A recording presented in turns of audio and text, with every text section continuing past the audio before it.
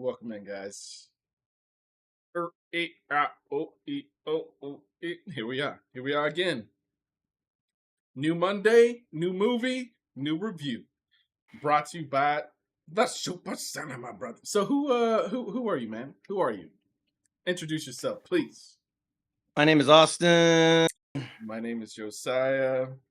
and we are the Super Cinema Bros. Super Cinema Bros. All right, Hey, dude. How you doing, man? man. There are certain real world events that are going around, and things are a little bit crazy.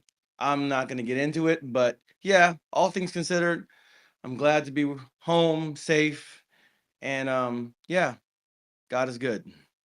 How you He's doing? good, man. Yeah, I'm doing well. It's trucking along in life. God's blessing in different ways, challenges still abide in different ways, enjoying amazing life with um, 9 month old and catching some movies here and there. Yeah. All right. We just What caught we recently this movie right here, right? what's the movie? What is our movie on the docket? What movie do we have on the docket this evening, Josiah? Go Today ahead and we know. got Mobile Suit Gundam, Hathaway, The Sorcery of Nymph, Circe. You guys, I had no idea we were ever going to review a movie that had a certain N word in its title. You know, people are getting bold these days. That's all I got to say. Um yeah. All right. We'll get into it. Uh-huh. Yeah. Hmm. All right. So how about you know what? I'll read the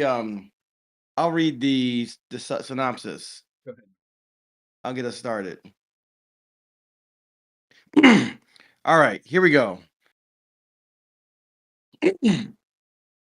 Gundam Hathaway, the sorcery of the nymph Circe continues. What's so funny? Okay. Of the nymph Circe continues the story of Hathaway Noah's rebellion as Mafti Navue Aaron and his forces prepare for their most ambitious operation yet, an assault on the Adelaide Conference. While his support vessels move covertly toward their target, Mafti simultaneously investigates rumors of a faction in Owen Belly claiming to be Mafti's first army, leading to a secondary mission that reveals the brutal reality of the Federation. Tactics against dissidents. As Hathaway's mental state becomes increasingly unstable, alarming his close ally, he must navigate encounters with the violent chameleon, negotiate contention, for led by Fabio. No, not that Fabio. And confront the systemic torture and cruelty inflicted by the federal.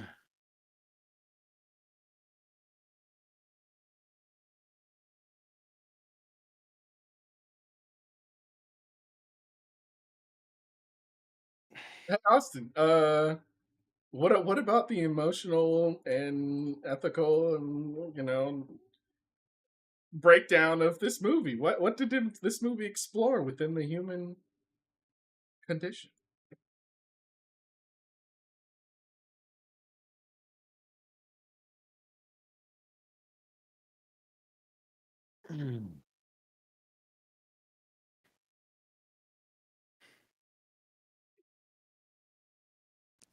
For the Super Cinema, bro. What's Welcome going on, back. Josiah? Hey. What's going on, Josiah? Dude, I Oh, life was lifing, but I think I just got a good burst of energy right there. Took a nice all nap. right. Hmm, I don't even remember where I left off. Yeah. Just skip to that second paragraph. Okay. The film explores themes of trauma, moral compromise, and the psychological toll of perpetual as Hathaway witnesses the devastation wrought by both sides of war, the massacre of Owen Belly forces, and the torture. The narrative delves into how past traumas are.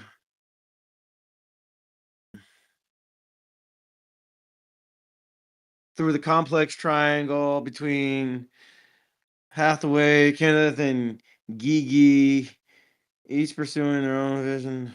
Story examines loneliness, leadership, separating personal desire, political conviction, and war stuff. All right. Mm-hmm. You want to go ahead and do your speed run, Josiah? Yeah, let's go. Let's do it. I need some smelling salts. I don't know if I will be able to provide those to you. We'll see if I can at all. All right, guys.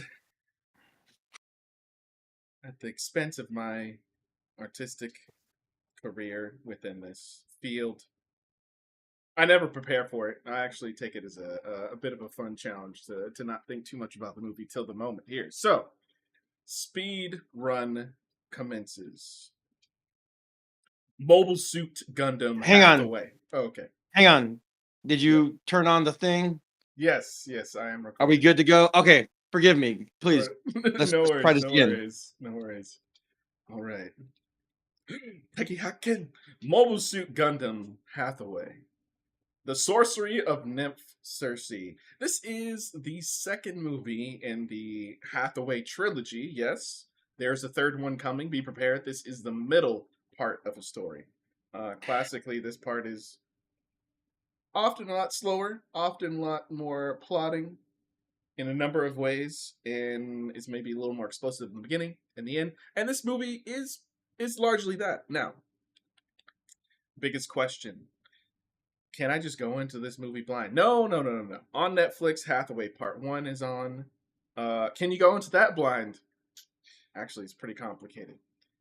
You can, and I did, but you really need to do a number of research paths that you need to explore. You gotta go down the rabbit hole. Okay, you gotta basically learn more or less everything that's happened in Gundam in the main continuity from the late '70s till now. You definitely need to look into the main characters and side characters and the fact that there's Earth and space colonies and colonies on colonies. Look, there's a lot of research to do to go into this movie to really know what's going on, but the story is relatively simple overall. Look, you understand this political intrigue. One side's against the other side. Both sides are blurry and gray and fuzzy. And then you have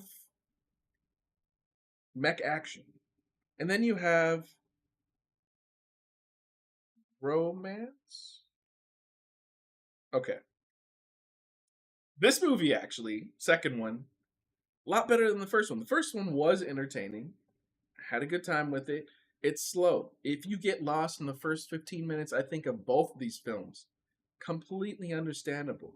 You need to be prepared to know, prepared to go into these films knowing that there's probably only like 20 minutes of mech action across the entire thing for each of the films.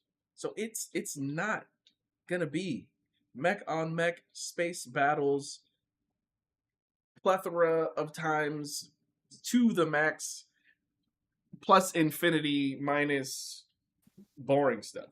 This is a little bit of mech action. This is trying to recreate maybe a realistic ish sort of a human experience if humans were fighting space humans.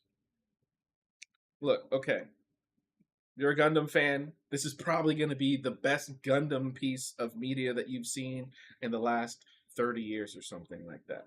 All right. If you're not a Gundam fan, if you're not interested in something that feels a little bit like Mission Impossible to a small degree, minus a movie being filled with like events and fun action moments and beats, and instead has a huge chunk of political espionage, kind of, but a lot of emotional trauma, then you'll like the movie. Yeah. So if you want action, if you want mechs, if you see this poster and you're like, I love that, I love the promise of that, it's not that. It's that a little bit. Maybe catch it later on, catch it on streaming. All right. If you're willing to sit in the theaters and see something that is drawn out, but actually relatively fascinating, if you're willing to just kind of like sit through the drama of things, check it out. But you got to watch the first one, and you got to look up, like I said, everything about Gundam, the UC Century storyline before this. So, anyways, I went long. Engage, guys. Go forth into the universe. Bye. All right. Thank you, Josiah. I guess it's my turn for a speed run. All right.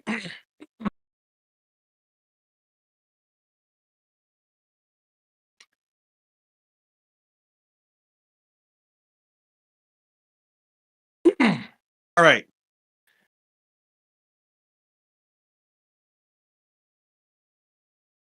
Here we go. Speed run begin.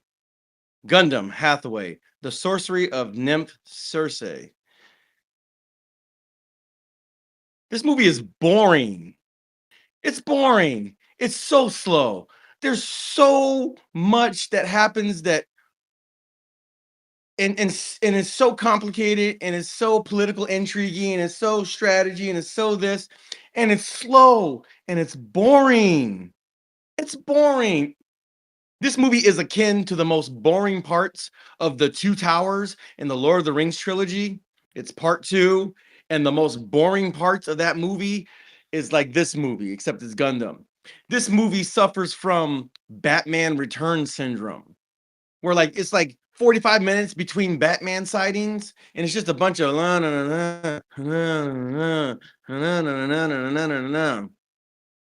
this movie is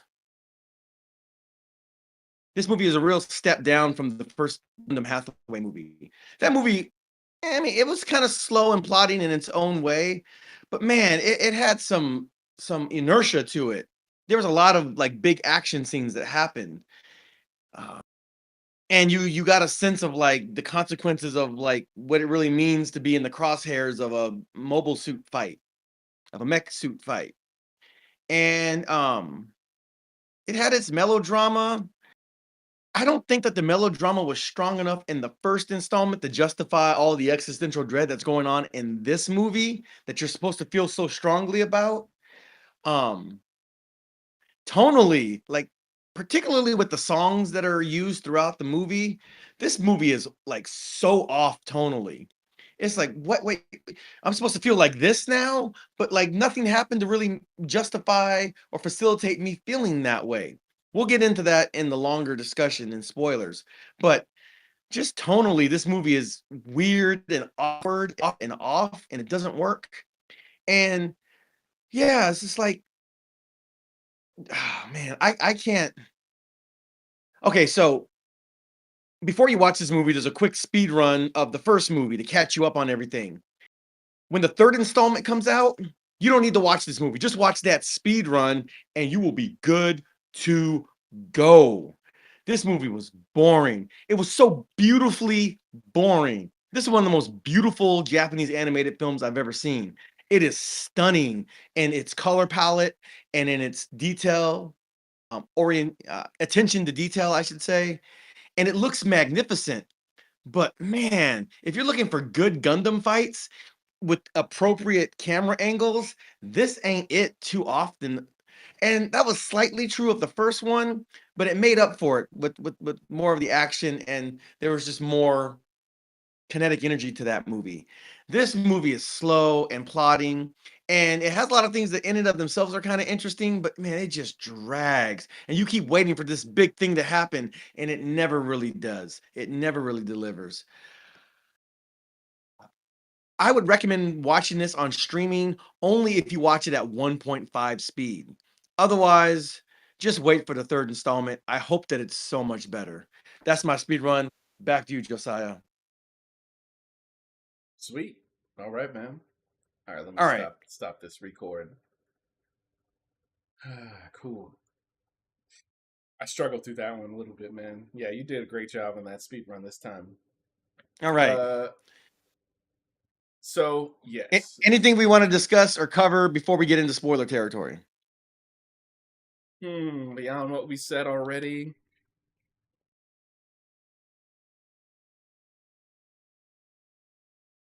I know you were hyped about the SZA song.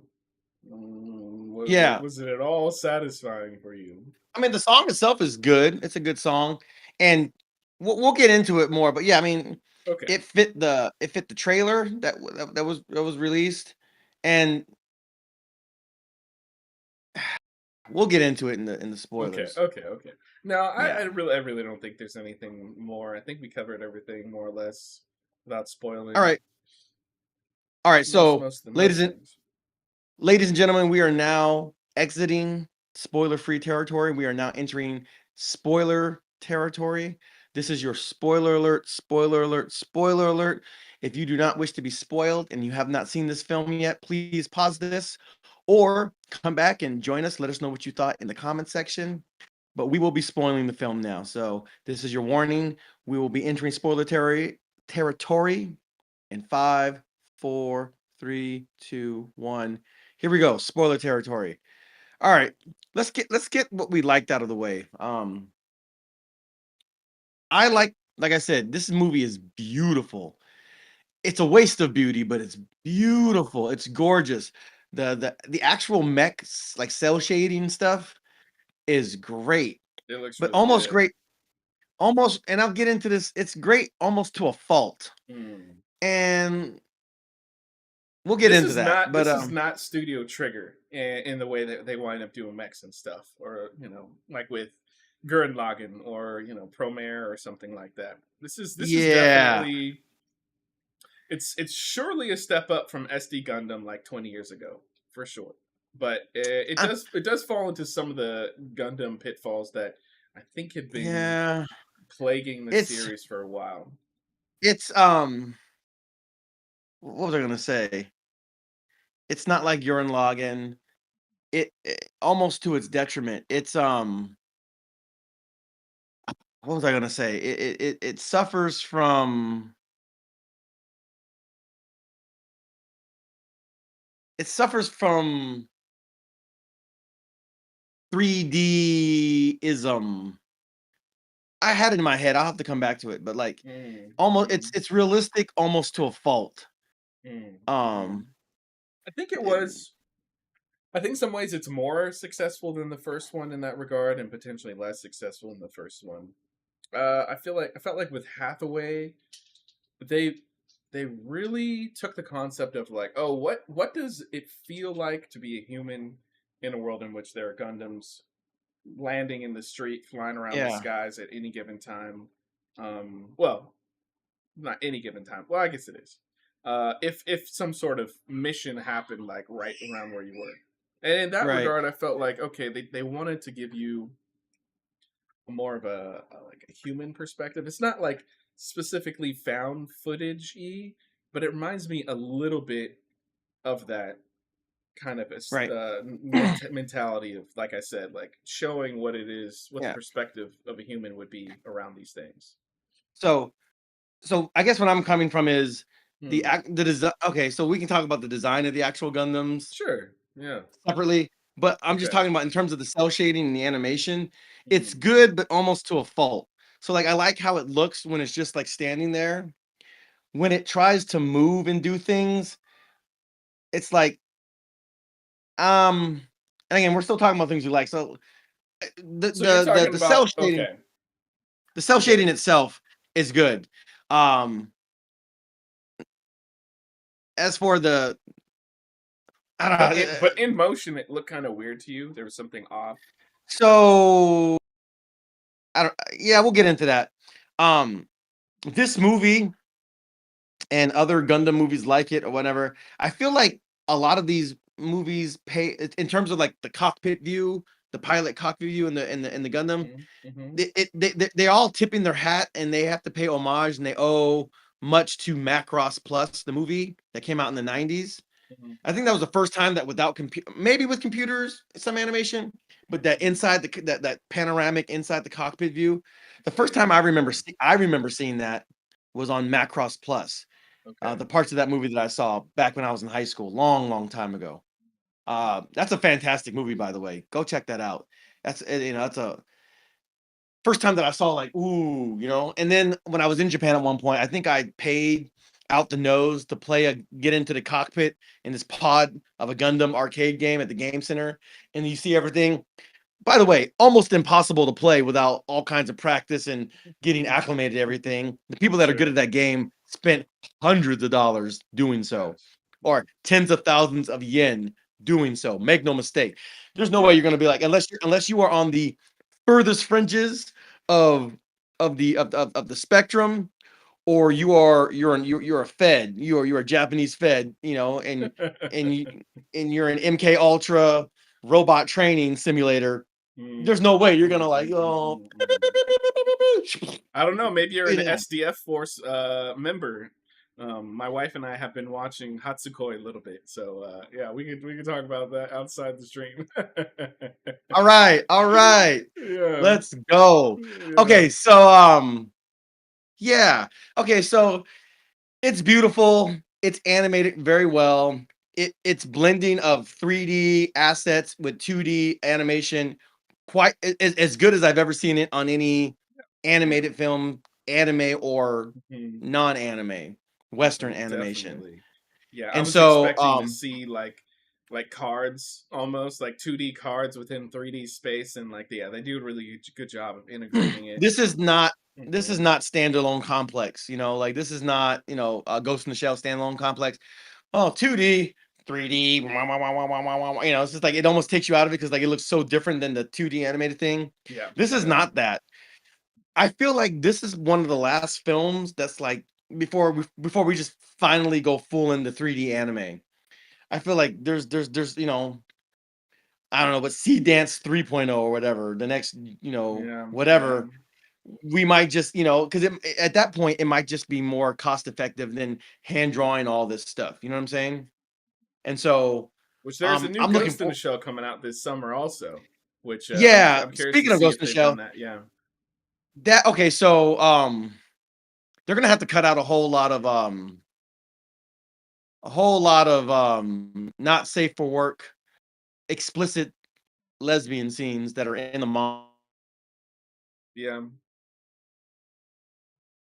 What I'm Oh, saying? you're gonna have to repeat yourself like 5 seconds. The the Oh, stream you know what? decided it was editing you out for a moment.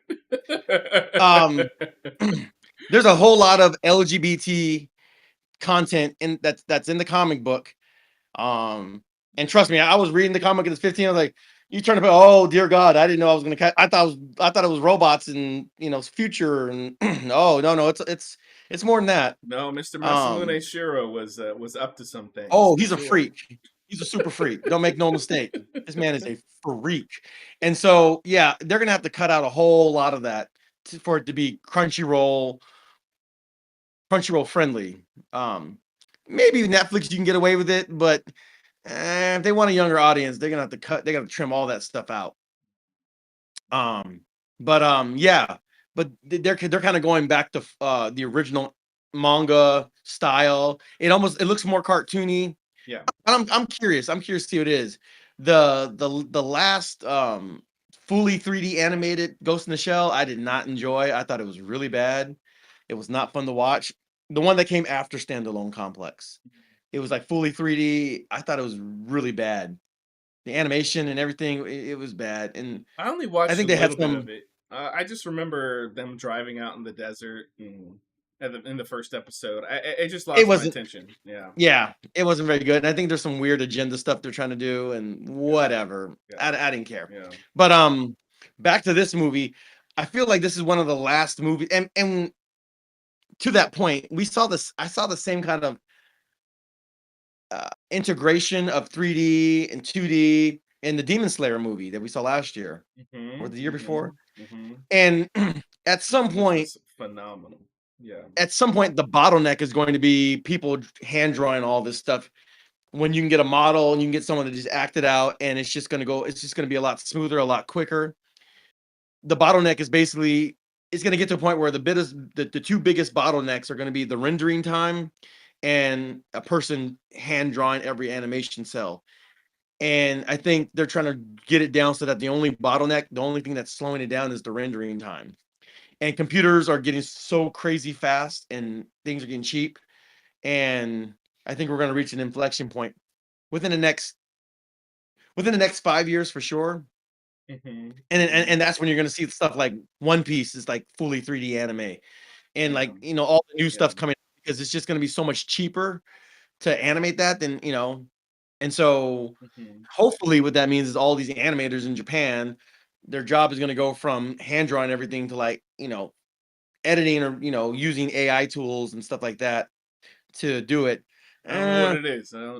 Yeah, I don't know. Yeah, there's there are a number of Who things knows? that could happen. Yeah, we could wind up potentially seeing like a bunch of artists, like I don't know, Makoto Shinkai or whatever, making entire films on their own. Yeah, or In just like like with a team of 5 people or something like that. yeah. Because it's going to get to the point where you're going to get the dailies so fast, and you can like on the spot, you'll be able to do it on your phone, on your tablet. I'm looking forward to those days because we're just going to get an influx of the baseline of quality is going to go up, I hope, of animation, and then which means that the storyline has to be good to Yeah. justify it. You know what I mean? Yeah. Yeah, So we'll I see. thought Demons of the Shadow Realm anime came out quick after the manga. Man, it's gonna get even faster. Yeah, so that Mo- so I've been watching Demons of the Shadow Realm, the one that was made by Arakawa, who did Hiromu Arakawa, author of Fullmetal Aslan Alchemist. and FMA, yeah. Yeah. Golden Spoon. hmm Golden Spoon is phenomenal. Fullmetal Alchemist is a classic. Yeah. People hate on the original one and they say Brotherhood's so much better. It came after, like when I was watching it, it was the original series back in college. Yeah. It was being fan sub. Like I go way back on this. So like I never circled back and watched all of Brotherhood. I probably should. Come for me in the comments. Whatever, I don't care.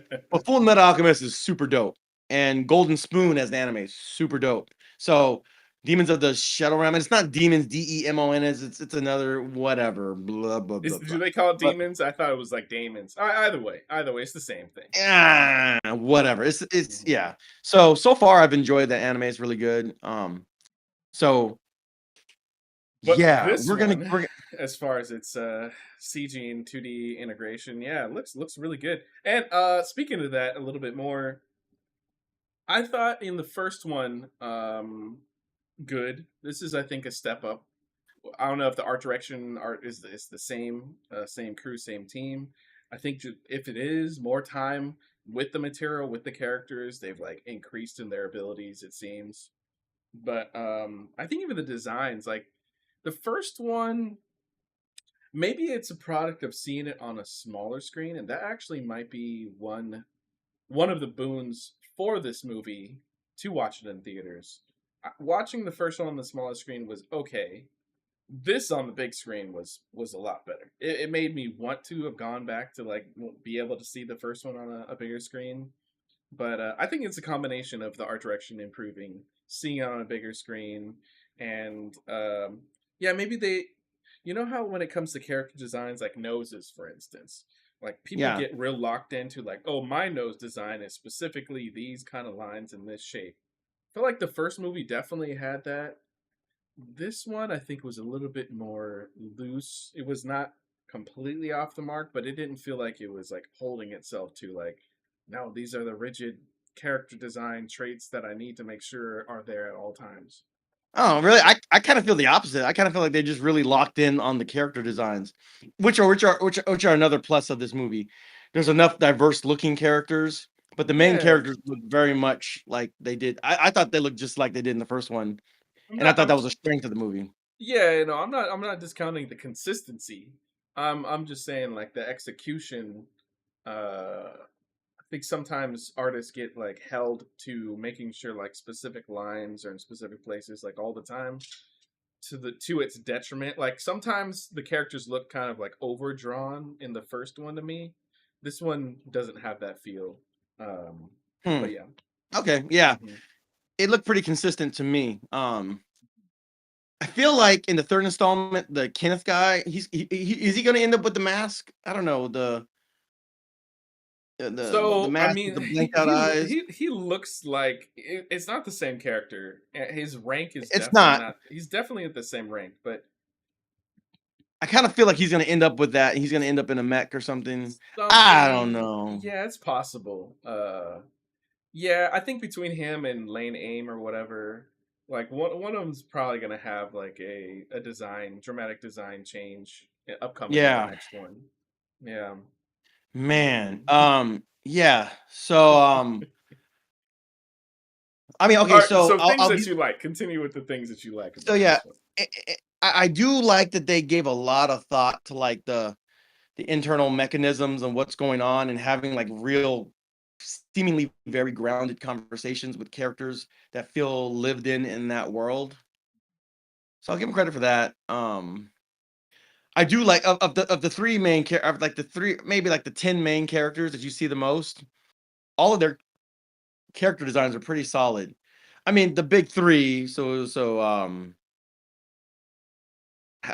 Hathaway, Kenneth, and Gigi. I mean, clearly Gigi's got the best character design in the whole movie. I mean, that's kind of by Yeah. design. Yeah. Let me take a small tangent on that for a second. All right. What are your thoughts? I know they kept pronouncing her name Geeky, but I have to feel like her name is probably Gigi, right? Like Gigi. they're going for the French kind of name or whatever it is, but they're not pronouncing it exactly. I Yeah. I just it doesn't bother me. I'm just curious. I'm just curious. Yeah. I I, wanted them to say Gigi every time, but I was like, they're not going to say Gigi. yeah, I wanted that too, but whatever. I don't care. Yeah, but yeah, Um, her design is yeah. You know, like Shiro Masamune, he's gone off the deep end in that regard. Look, our Japanese brothers and brothers all around the world love drawing attractive ladies, and you could tell with the number of ladies in this, oh man, they the had the amount of most fan fun. service Yeah, in the first Noah and the amount of fan service in this movie, it's a lot. it's almost like they're saying like this movie is boring, so we're gonna throw you a bone, fellas, and we're gonna give you some fan service, some up the skirt shots, some panty shots, Mhm. some cleavage. Eh, Almost. They help themselves back by having yeah. her clothes like go against gravity and like physics. What? Yeah, but like her laying in the pool with her boobs out, and like, like her form. Uh-huh. I mean, her in her panties. Her wearing this, and whatever. Yeah. So I mean, okay. So she said she was a courtesan. I feel like it's not to the level of an arranged marriage, but it's higher than being a hoe. Like she's like somewhere right in between. Hmm. Because like a hoe is just kind of for it's just kind of for community consumption. You know what I'm Yeah, saying? Like definitely not that. Definitely not she's for that. recreational use for the community, right? Mhm. That's kind of a hoe, right? She's not that. She has a client or the count, right? This old guy that has exclusive access to her, but it's not a marriage. She doesn't have the Yeah, rights. I don't She's think not a they wife, would. No. and Mm-mm. so she's higher than a hoe, but lower than a wife, even an arranged marriage wife. So she's like in this weird in between. So she's a courtesan. Um. So I actually kind of like the perspective of it. It's very weird, very very bizarre. Um, but like they make her a character that would maybe in a lot of films be a princess, and so it's them intentionally trying to like revert the situation yeah. with her character. Okay. So I'll get okay because a lot of this stuff goes in my negatives category, but Okay. ultimately the world that they created was an interesting world. the aesthetics of it, the technology around it, the kind of retro futuristic technology now that we're in the age of smartphones and stuff. Mhm. Um, and just the vocabulary around things, Mhm. even though you're not going to know what they're talking about, they're making reference to all kinds of things that just, these fake countries and these characters, off-screen characters that you've never seen doing clandestine opera. Like, it's just like, oh gosh, you better show me something really cool because I don't know what you're talking about. Nobody knows what you're talking about. You'd better show me something really cool to make up for all this. Spoiler alert, Did they? not really. They don't. Not really. Um yeah, between Lane Aim and Hathaway, I wish I wish there was like a dramatic difference in the wardrobe and in the face and stuff. Cause like as you're Yeah. watching, I'm like, wait, which who's doing what now? Who's shooting the missiles at who? Yeah. Like Yeah. it's Yeah. really I had to go back and even in the first movie, I had to go back and figure out like, okay, which mole suit, like who's winning, who's losing this fight. I couldn't like Yeah. I was so And confused. you're talking about the And Gundam so designs themselves, right? Or not only both the Gundam Gundams designs, and characters and not pilots. only the Gundam designs, but the in cockpit, like, wait a minute, Yeah. which character am I looking at? I should be able to understand it. Somebody had like facial hair or like just obvious something, Um but yeah. There's some things. I think the easiest thing to go off of might be like, yeah, some design elements within the cockpit, potentially the screens, how they're depicted. But I think for Lane Aim, it was like predominantly his like jumpsuit kind of a thing. It was it Yeah, was it it's just was it was more like Ava looking than Hathaway's, which is a little bit more right. military looking. But when the color palette is so similar between them, Yeah, because they're both in the cockpit and they're both outside during the night or whatever. It's just like and things are moving so quickly. yeah. It's just hard to keep track of who's what and what exactly is happening, who's going where. This is That almost made as it a bad. very disappointing climactic fight for me in the first one. Bro, it's not even Yeah, it's so anticlimactic. It's like yeah. I wasn't he fighting in like a practice mech or something like that? It wasn't even his real one because the first one was still damaged and they were looking for replacement parts. Wasn't that what was going on with Lane Aim? Because the first one got shot down by the Are you by the talking other about guys in the the fight at the end of this one, or the fight at the end yes. of the first one? No, the fight, well, both, because his this is a direct continuation. So his Yeah, real Gundam was still in the shop basically, and so he was using like a practice one or training one, that's why it kind of looked different. I think that's what Hathaway said. I wasn't And they sure kept calling if it Hathaway's was. Gundam. Yeah, they kept calling Hathaway's Gundam a fake Gundam for some reason. Yeah, he kept on saying that. I'm not 100 Wait, percent sure on and that. I don't. I don't know. Yeah, There must be some technicalities about that, whether it comes yeah, down to like being made with like Gundanium alloy or whatever it is, or right. being made And by I don't need them to certain groups. explain that. I Yeah, don't need them to explain that in every single Gundam movie, I yeah. guess. Or maybe I do. I'm not sure. Mhm. Like what distinguishes a Gundam from other mechs? Clearly, they're more capable and they're faster and they have lights. They have better weapons and better shields and stuff. Which I will get to in my negatives. Yeah, yeah, yeah, Yeah. yeah. Okay, Mhm. so I feel like I covered most of my I think it positives. was a training. At least it was a training sort of apparatus that was around it. My thought was, oh, maybe the inside part of the Gundam wasn't training, Yeah, but like whatever it had attached to it was like training yeah. devices. I think that operating a Gundam requires more precision controls, so you have to be more precise. It's more taxing on the body because it moves faster and moves more agilely, and so that comes at a cost to the pilot. I think this has kind of been true more or less throughout different Gundam series. Yeah. It's kind of along those lines. I'm Mhm. not a big Gundam historian, so I don't know. I haven't watched enough series to really Neither be able to have. say that Yeah. definitively. If you have, then by all means, like let us know. But yeah. Okay, so okay, so just in summary, beautiful, incredible, beautiful animation, both 2D and 3D, and the integration of those two things without creating any kind of uncanny valley. I really like the character design of the major three characters. I thought they had fantastic character design. I think the color palette is really, really well. It's beautiful. It's almost like Ghibli kind of color palette. It's like a cross between like Ghibli and like Akira from the 80s. It's like they're blending these color palettes, and it looks beautiful, especially on the big screen. It looks beautiful. It's really good. Yeah. I like that they're trying to do some like slice of life stuff, even if it doesn't land. And uh,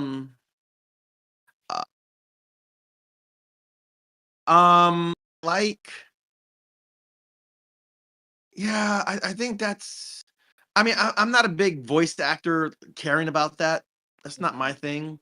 But the voice acting was fine. Yeah. You saw it in Um, Japanese, right? Japanese, yeah, I was reading it. Yeah, yeah. It's So always hard for me to judge Japanese voice acting, just because it's not, all y'all you sound the know. same. Just like we sound the same to them, you know. All y'all sound the same. Yeah. Oh, Oh y'all no, sound the same. I'm That's right. kidding. I know there's. I'm not kidding, bro. All y'all sound. What? Who am I fronting for? You guys know y'all like all these anime voice act. They all roughly sound. There's like 5 different voice actors, and they're all doing. There's like one. You're one of 5 people. Like, stop.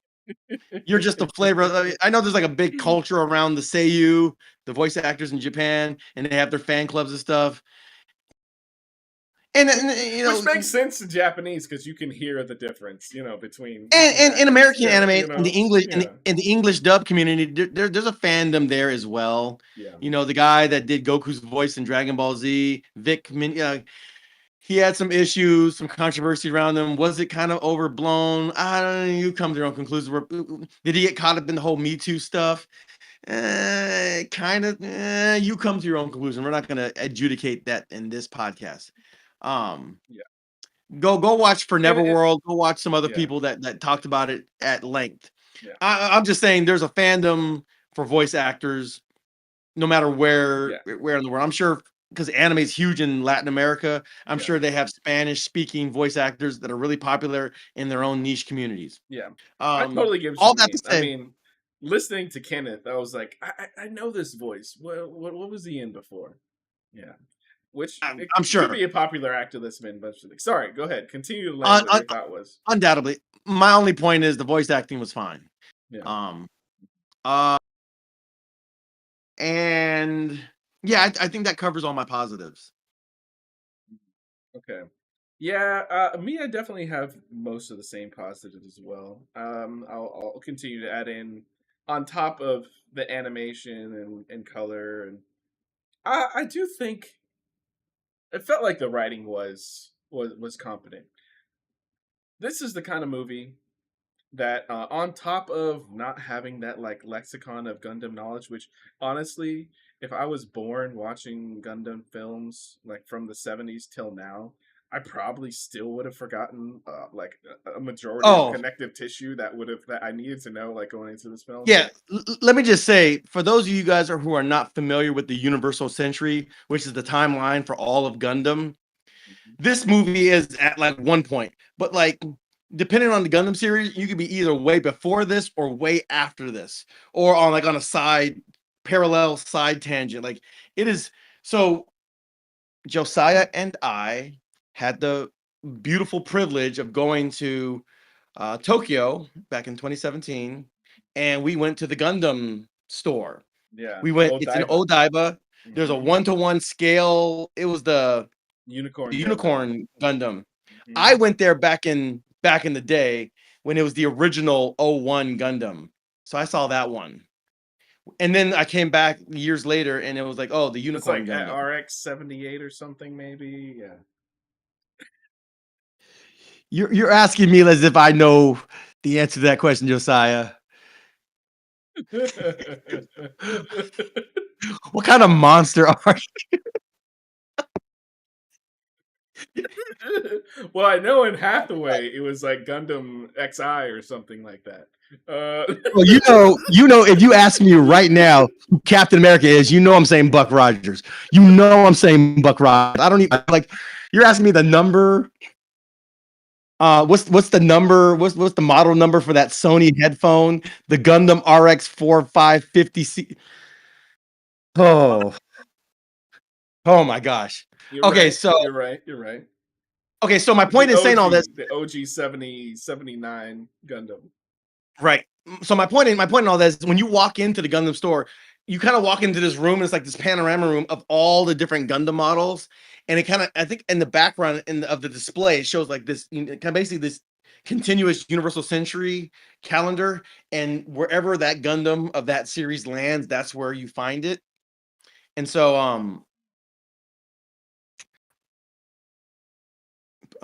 we'll say, okay, so just as a prelude to my negatives, in Japan, this movie was a double feature with Char's Counterattack or whatever, and a much older Gundam movie. It was part of a double feature. And when you watch this movie, you're seeing all this Char's Counterattack characters, Amuro, the guy, Hmm. the main Gundam guy, the first Gundam guy, Yeah. Yeah. because that's where this story is in the timeline. Yeah. Hmm. And man, first of all, first of all, this movie drags for a number of reasons, and we'll get into that. But like at the very least, I'm like, man, if they were gonna make if this is gonna be a trilogy, okay, but man, I would have loved if this movie had done like the Godfather 2 thing, or like had like half the movie be flashbacks. Because in the first Hathaway movie, he keeps talking about how like he stole a Gundam when he was a kid and did all this stuff and caused all this trouble for his father. Like, bro, I'd be totally down to see that. That'd be way more interesting than this, logistical planning, all these conversations. Oh my gosh, there's so many conversations about this. This is like that episode of South Park where they're making fun of Game of Thrones, and JRR or whatever his name is. He's like, "Oh Martin. man, Yeah. these dragons are coming, and it's gonna be great. It's bro. When they get here, bro, just when it gets there, it's gonna be. It's oh my god, the whole movie is like this, and you're like, oh gosh, just okay. So are you guys gonna? So are we going to that conference in the Adelaide conference or whatever? Are we gonna see this counterattack? Are we gonna see this thing they've been talking about for 2 hours? Uh-oh. No. I didn't realize this was the second part of a trilogy, bro. You need if you watch this, first of all, if they're making a third movie and they're just gonna recap the first and the second movie, that's like watch the first one. First one moves at a much crisper clip. There's a lot more interesting stuff that happens throughout the movie. It's much better. Mhm. This second one, bro, like, if you can get like a 5 minute, 3 minute, 2 minute like recap of it, you're good. You do not need to watch this whole movie. There's not enough cool things that happen to justify like unless you're gonna watch it at 1.5 speed and just kind of like get the context. All right, even then, I would just say just wait for the little executive summary they're gonna give before part three, and you are Gucci, baby. You are good to go. You don't need to watch this film like that. This movie, it is, it is boring. It is so boring. It's come on. Like I was so excited to see this movie. All right, so Hmm. let's get into the I can negatives. tell you where. Well, let me finish off my positives. I think I know I have a few more. So,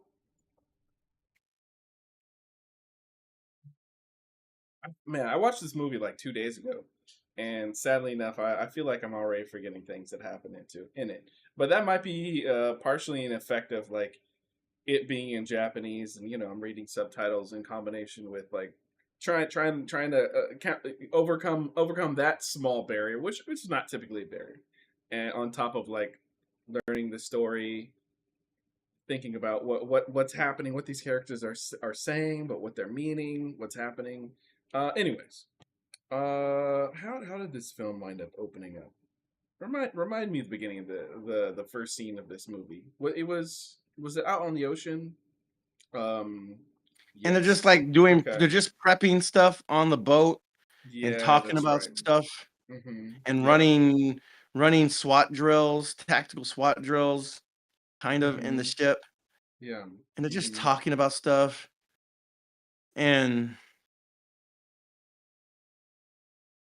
Okay. that's Yeah. it, I'll, bro. I'll definitely cover some of that in the negatives, but in the positives, I don't know, man. So I think like I said, I did a little bit of research on Amuro, on the UC timeline, on what happened, and then I watched Hathaway like what was it, Friday night, or no, Saturday morning, and then I watched the second one Saturday.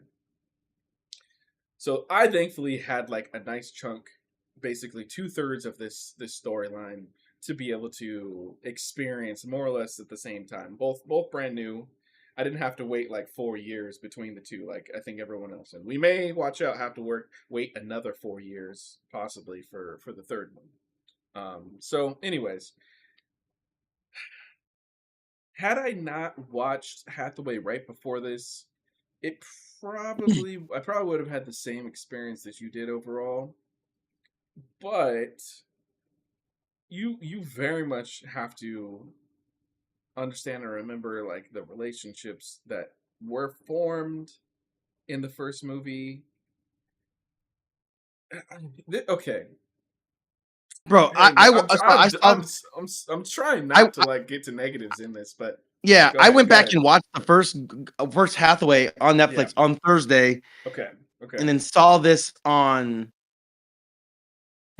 Saturday. So the first movie was fresh in my mind. So Mm-hmm. I rewatched it because I wanted to make sure I was Yeah. ready to go see this movie.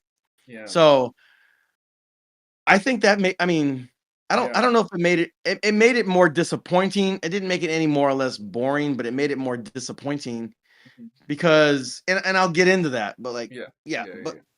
Okay, yeah, well, yeah. here's the thing. So, based off of the first movie, even though it did have more action, I felt like it had a lot less action overall compared to a lot of other like Gundam pieces of artwork of stories, series, and stuff like that in Gundam. And then even compared to like Code Geass and Gurren Lagann or whatever, definitely had a lot less. It's like this is a much simpler story. There's not a huge chain of events that's happening.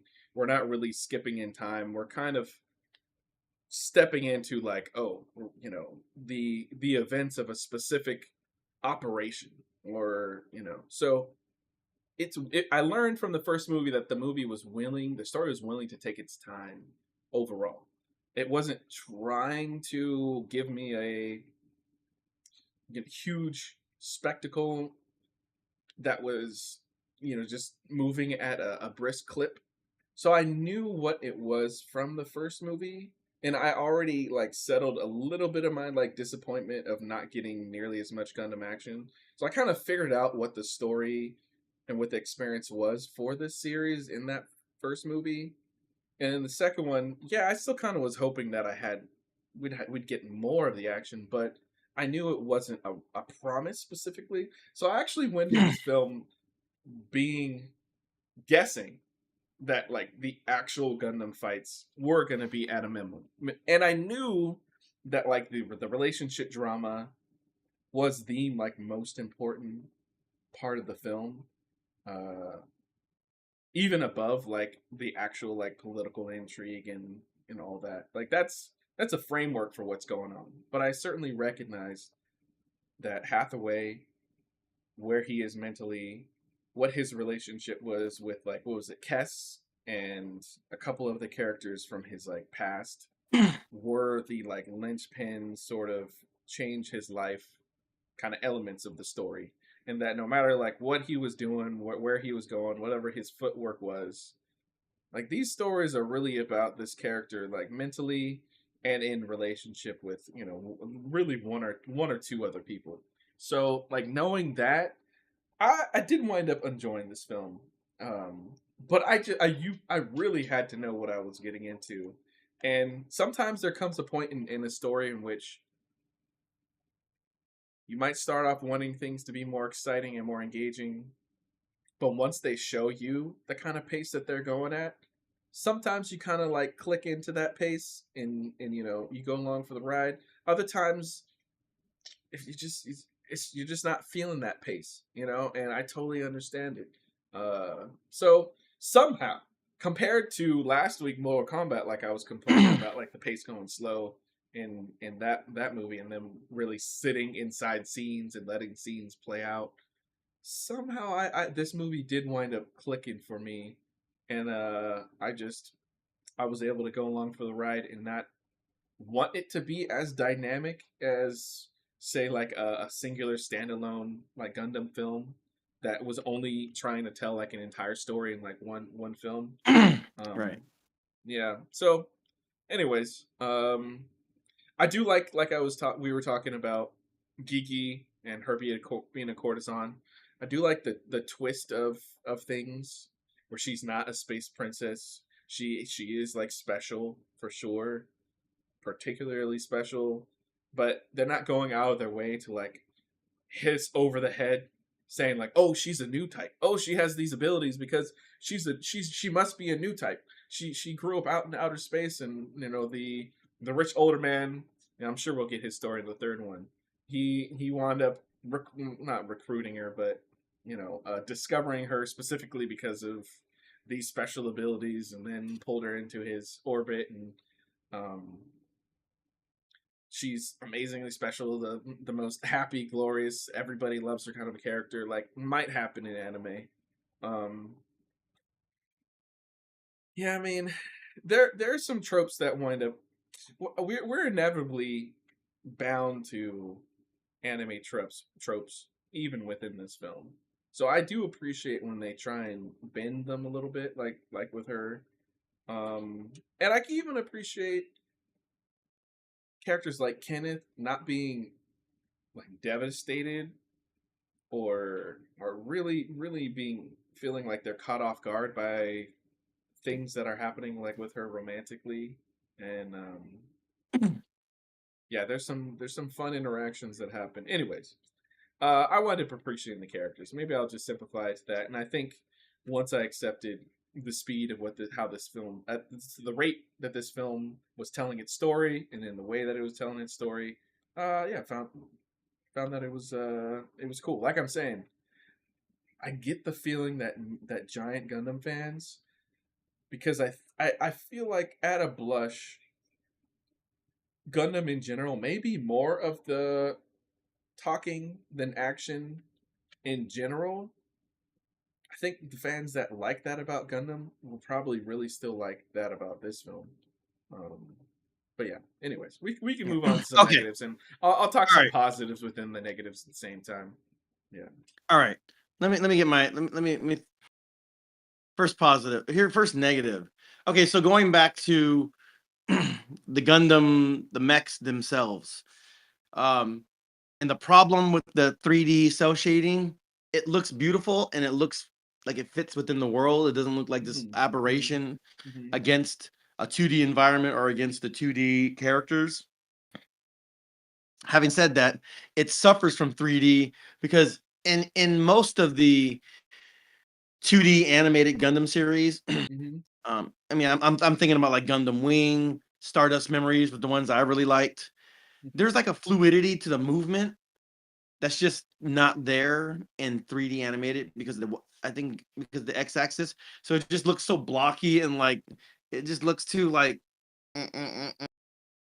it looks more realistic, but almost to his detriment.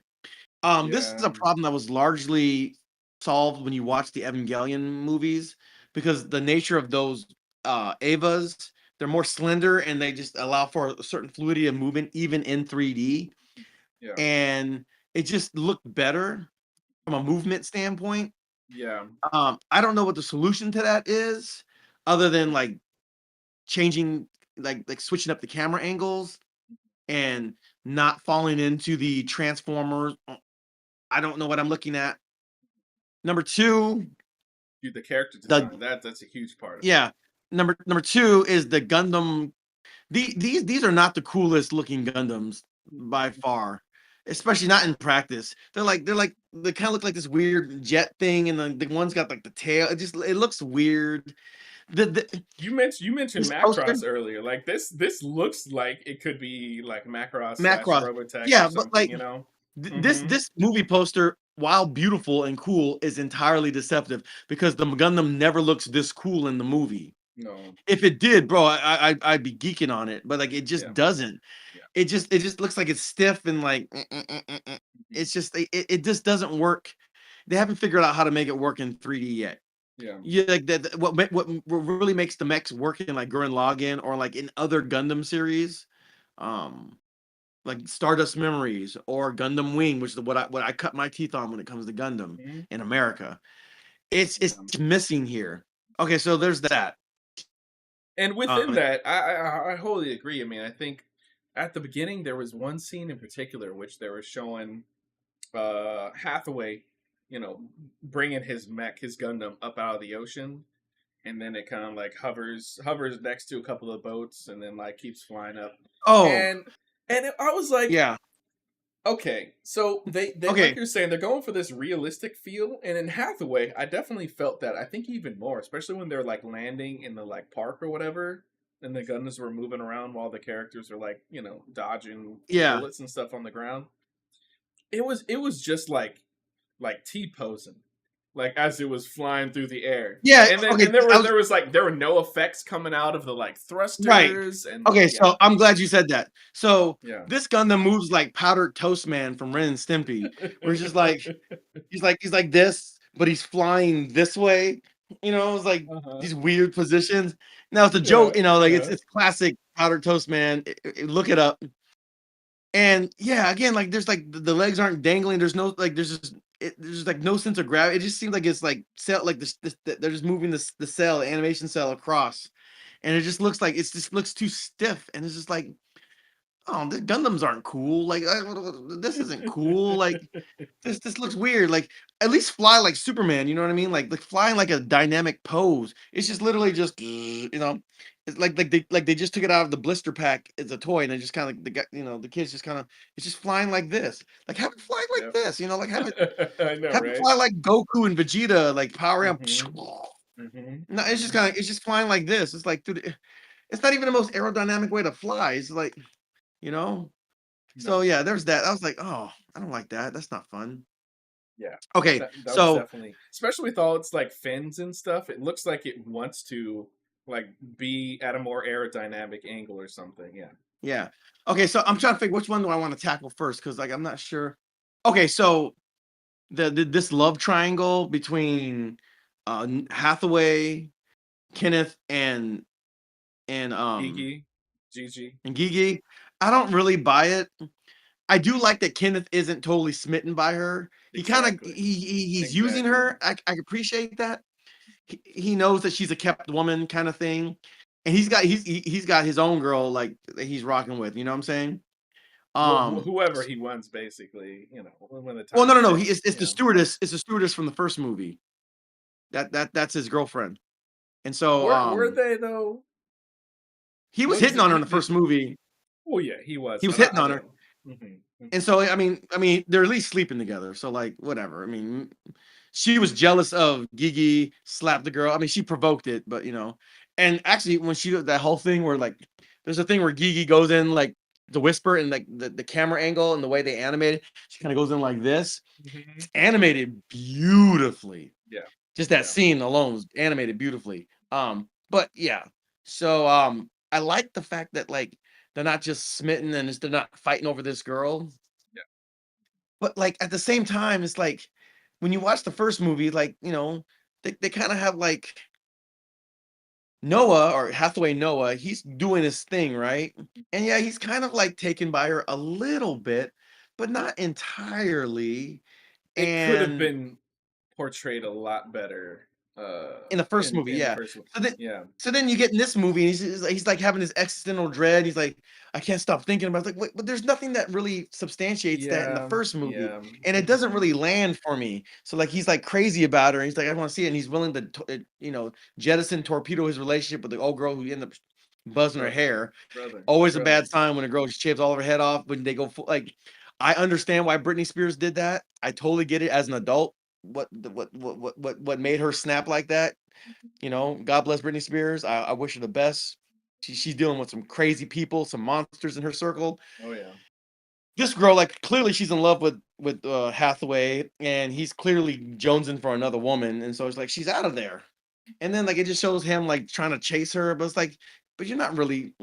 I don't. Why are my legs moving? Why am I running? And then it shows like a flashback of them together through the course of their relationship. I don't care. The bad stuff, I, man. none of the emotional stakes just like really land for me with these characters. Knew which there leads was me to my something there next. at the end of the first one when she showed up and she gets all up in his face and there's like the fish islands kind of things happening with her. Yeah, I yeah, was yeah. like, It's like there was definitely something. So we knew, yeah. there's more between them than there was between Gigi and Hathaway. That just didn't work. It wasn't established and developed well enough in the first movie to justify like all this existential like pining that he's having. It just doesn't make sense. So Which go ahead. I'll say something after. which leads me to the next thing that just didn't work. These like musical transitions. Okay, number one, I was waiting for like a good 25-30 minutes before they finally did the opening title with the Gundam with the SZA song, where like the Gundam drops into the water. You like he has like this vision, ding, ding, you know, it's beginning of the SZA song, but like number one, it's kind of in a weird random spot, and it doesn't really land for me emotionally. He's just like, oh, he just dropping in. And this is after like 25-30 minutes of the movie going on before they finally do like the title. I'm like, okay, y'all drug this out. A whole lot of talking, a whole lot of back and forth with a bunch of people. Like, oh my gosh, y'all drug this out so much. So there's that. There's a scene where she goes back to Hong Kong. Like they kept making it seem like this Hong Kong trip was like this really important, meaningful, substantial thing. They even did it in the first movie. I'm just gonna go back to Hong Kong, and then she goes and like just renovates the old man's whole apartment. She brings a bunch of stuff. Why do I care about this? Why is this interesting? But then they have this big song that shows like this montage of her like putting it together. Who cares what she's doing with another man's money? Just renovating, putting new furniture. Like, why is any of this interesting? Why is any of this in a freaking Gundam movie? I don't care. None of it's interesting. It's just stuff that's happening. Why? Why do we have to watch this? This And then like, and this like is so, where go ahead, go ahead. and then the last again, these are like tonal, the music that is supposed to get you in a certain mood, but it's so tonally off. And the last one, my goodness, she jumps in and she goes and lands the kiss on him, and then they start playing like Guns N' Roses' "Sweet Child," and I'm like, what? This is this is so awkward and weird, and it's like this does man. These tonal shifts and these transitions do not work at all for me. Like I don't like this is so awkward and clunky and clumsy, and this is just bad from a transition standpoint. Like this is Hmm the last thing I want to hear at this moment. Sweet, oh, sweet child. I'm like, this doesn't fit in the vibe and the tone of anything that's been going on so far. And I say that like Yeah. uh, one of the things I did like was kind of like the score. The score is actually pretty good in this movie. It's Mhm. got a good score, so I'll put that back in the positive. But like it just gets totally undercut by like not by the SZA song. The SZA song is not they do not do justice to the SZA song. So that's the film. So I thought that's not the song's fault. Snooze is a great song. The movie just misuses it for the opening title. It's just weird and it takes way too long. There's another song, the Japanese song, that just doesn't fit while she's doing the montage of the home renovations of a place she's not even gonna stay in. She ends up going right back to Kenneth. I'm like, this none of this makes sense. None of this is good storytelling. This is all convoluted and jumbled and weird. And the character motivations are all over the place, particularly with Gigi. Is she on Kenneth's side? Is she not? I'm okay with the ambiguity of that, but man, like just having her do stuff just to do stuff, and then these random flashbacks to her and the older man, like none of this connected to me. None of this drew me into the world. I thought it was super lame. Mhm. So Mhm. Mhm. yeah, I think after, other than that, and like the anticlimactic battle and the camera angles, like who's stabbing who with the lightsaber, I'm not sure until you pan. It's just Mhm. bad. It just doesn't work at all. Yeah, that did get a little bit messy there for sure. Yeah. Yeah, Poor so battle choreography. okay. Yeah. All right. So let me go back and see if I can cover a couple of things. Honestly, dude, like you have to do your homework about Hathaway. Oh, Which I sorry, didn't sorry. do. That's the last thing. The whole flashback with the Amuro and the Charge Rebellion. If I have to watch this as part of a double feature, and if I have to do all this stuff, Yep, yep. again, it's cool if you want to make a movie for the fans, people that are in this world. That's fine. But man, it's gonna be a tough pill to try to get anybody into this world to get interested into it. If they have to do all this backup for a movie that's just drawn out and convoluted and long and just chit chatty, but no action, that's a super tough sell. Okay, end of rant. Yeah, it's actually kind of crazy. I mean, this Gundam series has been going for a long time. There's so many iterations of Gundam. It must be successful in the places that it's successful to like a large degree, because like there's always something coming out, whether it's animated movie, series, books, It's huge. games. Like, yeah, it's gigantic. So they're not making this movie for the common audience member at all. And I did do a little research on, like, man, what do I need to know before going into Hathaway 1. So the fact that they put Char's Rebellion, as a double feature in front of this, I thought, yeah, it sounds like it's a pretty good call. Although my thought connected to that is like, do I need to see something before Char's Rebellion? I actually went down that rabbit hole because I read Infinite online. regress I know, in right? the Yeah. universal century. Yeah. Apparently, if you want to catch up in the shortest way possible, outside of maybe reading, if you're really fast at reading, apparently there's like a Gundam YouTube page you can go to that has like 3 hour Universal Century Gundam movies. Basically, it's like the episodes of like Skypiea, episodes of East Blue. Listen, I'm not mad at it. I'm not mad at it. Like they built this huge universe. I'm not mad at it. Yeah. I've seen various, like, there's various video essays, YouTube videos that have made like just about the whole universe century.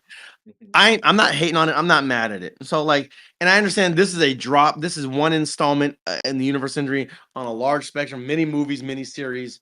That's totally fine. I got no beef with that. Yeah. I even think it's pretty cool.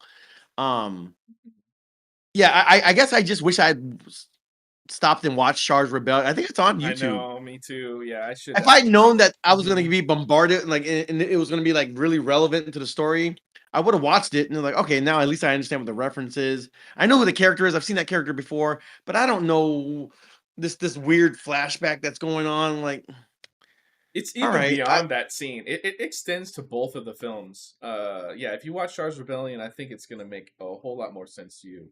You'll know yeah. who Oh, Noah is. You'll know his backstory with his family, how he got separated from his like sister and his father and the mother and everything, got it. and like Okay. how his I think he's kind of like that character, like where it's like I think him and Amuro are like on similar paths in a way, but then events take them into different directions, and so that's why they have like a different approach to the whole conflict. And so we didn't specifically mention it, but Hathaway is this anti-Earth Federation Mafty character that is basically the leader of this whole rebellion that's on Earth. Anyways, but he also has like a messed up past. Anyway, long story short, it seemed to be that one of the most important things in his storyline was he fell in love with this character named Kess that apparently had like zero interest in him. And then she wind up dying in an event. I think she was killed by Amuro's like girlfriend or something in a Gundam, and that's when he went crazy and like went in a Gundam himself, and he killed like Amuro's girlfriend or something in response or whatever. Was Hathaway is he in one of these older movies, or is he just like new to the Hathaway series or the books? He's an established character in the series. I think he starts off pretty like. Do you see him pre Hathaway before the Netflix movie and this movie? Yep. You see him as a character in other Gundam series? Yeah, you definitely do. Yeah. Okay. In addition to his father, which people were clapping and celebrating when his father showed up on screen in my theater. I don't know why I didn't look up his father enough myself, but nerd. Nerd.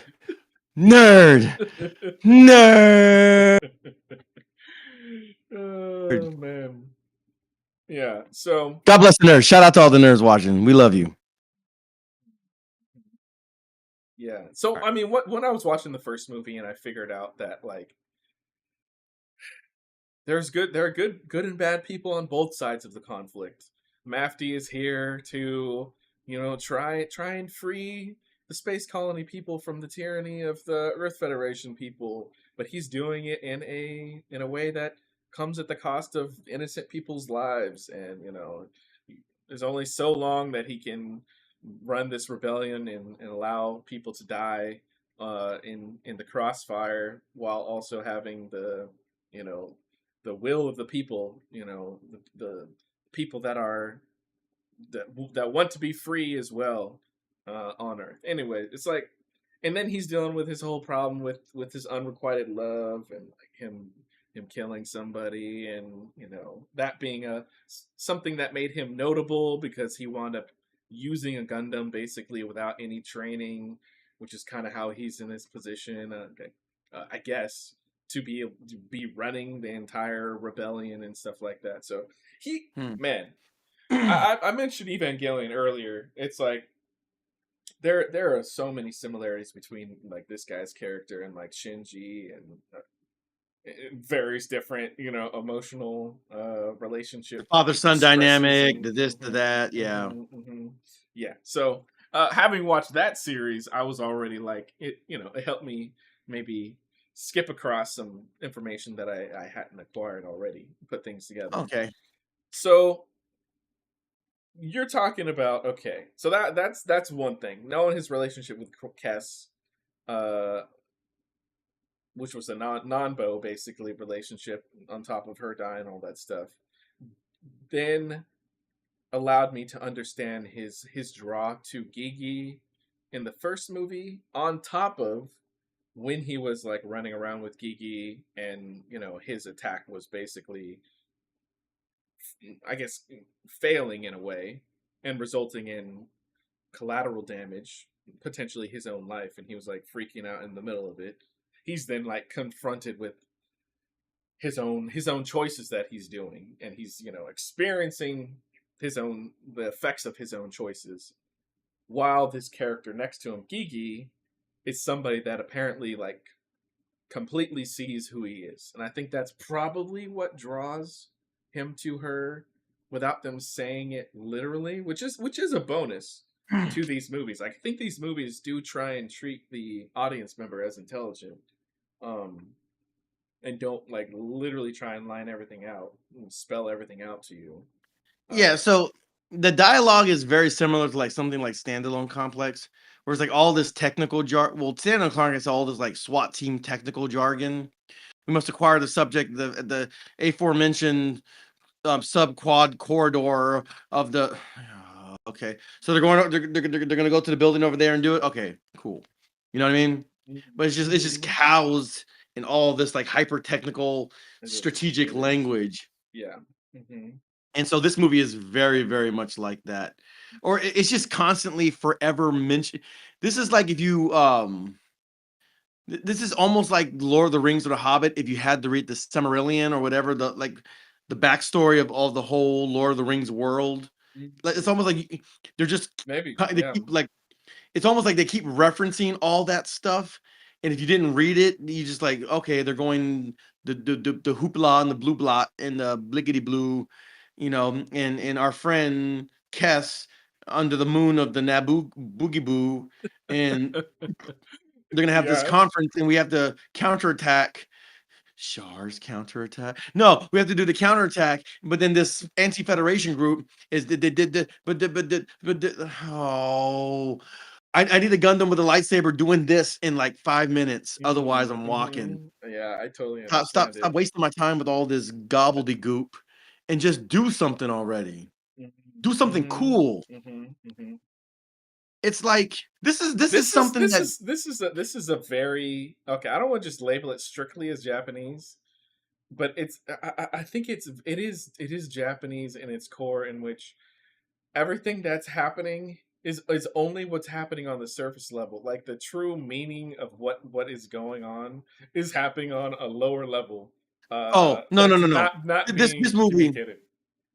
this movie okay, so I was at church and we're getting ready for a Memorial Day picnic Yeah. And like the amount of planning. And one of the older Japanese ladies like, yeah, it's very, very Japanese. We gotta have a plan. We gotta have a category for this funding and and this giving and this gotta be on a spreadsheet. But this movie is that. This movie is that on steroids. Like it is quintessentially Japanese. This movie, you're gonna make me do it. You're gonna have me out here praising Michael Bay for just getting to the action. You know what I I mean? was just thinking about that. Transformers, like everything is on the surface. It's getting to the action. It's spelling it out to you. It's Autobots, good. Decepticons, bad. Battle, fight. uh-huh. Yep. Why did Glowing these robots? axe. Yeah. Wait, which part of which robot is that? Why do these robots have black accent? Okay. But I can't stand that, directed by Michael Bay. That you got me complimenting that now. Like that's how boring this movie is. Goodness. God help us all. Like and Yeah. again, like the whole thing with Gigi, like is she magical fairy princess? That's kind of what they're kind of insinuating in the title of the movie. But she, does she have clairvoyance? Does she have like this clairvoyant foresight? Yes, no. Is she a witch? Like, eh, is she just? I don't know. Like, is this a thing? The whole new type thing? Because new types are the Yes, ones that can it is. Which pilot I was Gundams. surprised they didn't talk about it very much at all in these movies. Like that was Yeah. one of the big things that apparently, um, Unicorn Gundam has the whole like psycho frame thing that happens where like basically it's like Evangelion where the pilots are able to like directly connect with the Gundams and control Okay. the Gundams. You know, And it's the new type thing because they're on the Earth colony and space. Is that what makes them new types? it seems Because to be that it's a human evolution kind of a thing that's a product of them being okay, living out in got space. it. Yeah, When I hear new type, all I think of is new type magazine, the anime I know. magazine. Yep, I'm yep. like, new type. Is Hmm. this movie about to get interesting? No. Yeah, yeah. It's just Hmm. overly complex. It just like it just turns into navel gazing at a certain point. And I would say that like Ghost in the Shell is kind of like chronically, like fundamentally, institutionally guilty of this kind of navel gazing, like its own like, you know, the whole philosophy. I mean, to be honest, that's what dragged down the original Ghost in the Shell movie. You're watching this, like there's a lot of cool stuff going on, and then they go on these philosophical rants. He's like, "Oh my gosh, can we get back to the action? Like, can we just get back to that?" I mean, yes, there's a time and place to talk about it. Again, this is kind of where like the first Matrix kind of hit that, like, and maybe the Japanese audience they just like that like gobbledygook talking ad nauseum for the long, like, oh my gosh. Standalone Complex did that with the military's tactical talk, and the original movie did a lot with like the philosophical spiritual, what is life, what is consciousness. She's floating in the water. It's like, okay, this movie just does it with just like the most mundane, slice of life stuff with his Gigi. Oh, I'm gonna remodel the Count's Hong Kong. Let's have a big song about it. And let's act like she's like this is like, what does this have to do with anything? Oh gosh, it was like, why are they playing a whole song? Like, why are they trying to make me feel like she's learning life experience? Like, what is happening? This is so weird and out of place. It's so tonally like off. It just ugh. And when Yeah, that's more I get where you're coming from. She certainly is. She's why are very you aware. She's forcing very us? aware of like her like her draw to people, her draw to men especially, and on top of it, she does have these mystical, powerful, abilities that are unexplained.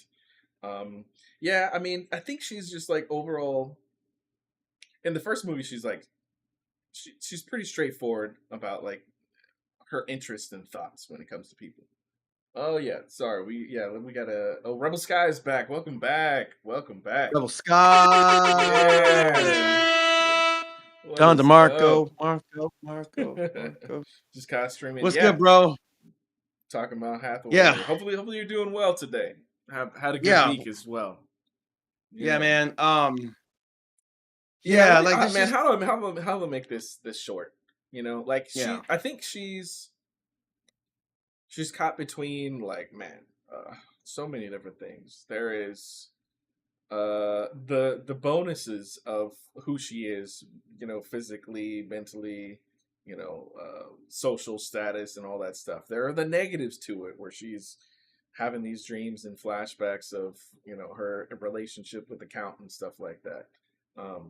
And it's like she comes across as somebody that is says what she wants and like does what she wants, but then she's also willingly, or I don't know how she wound up in the situation, potentially unwillingly, in this strange position that's powerful and like not powerful at the same time. And then I think when she comes across these like two like intriguing individuals that have almost like complete agency in their lives. And I think she's overall like wrestling with whether she wants that, whether she can have that tangentially, or I think her buying, like not buying, like going to the apartment and like renovating things is her potentially like taking the avenue of like, okay, what if I do just like settle into what people want me to do,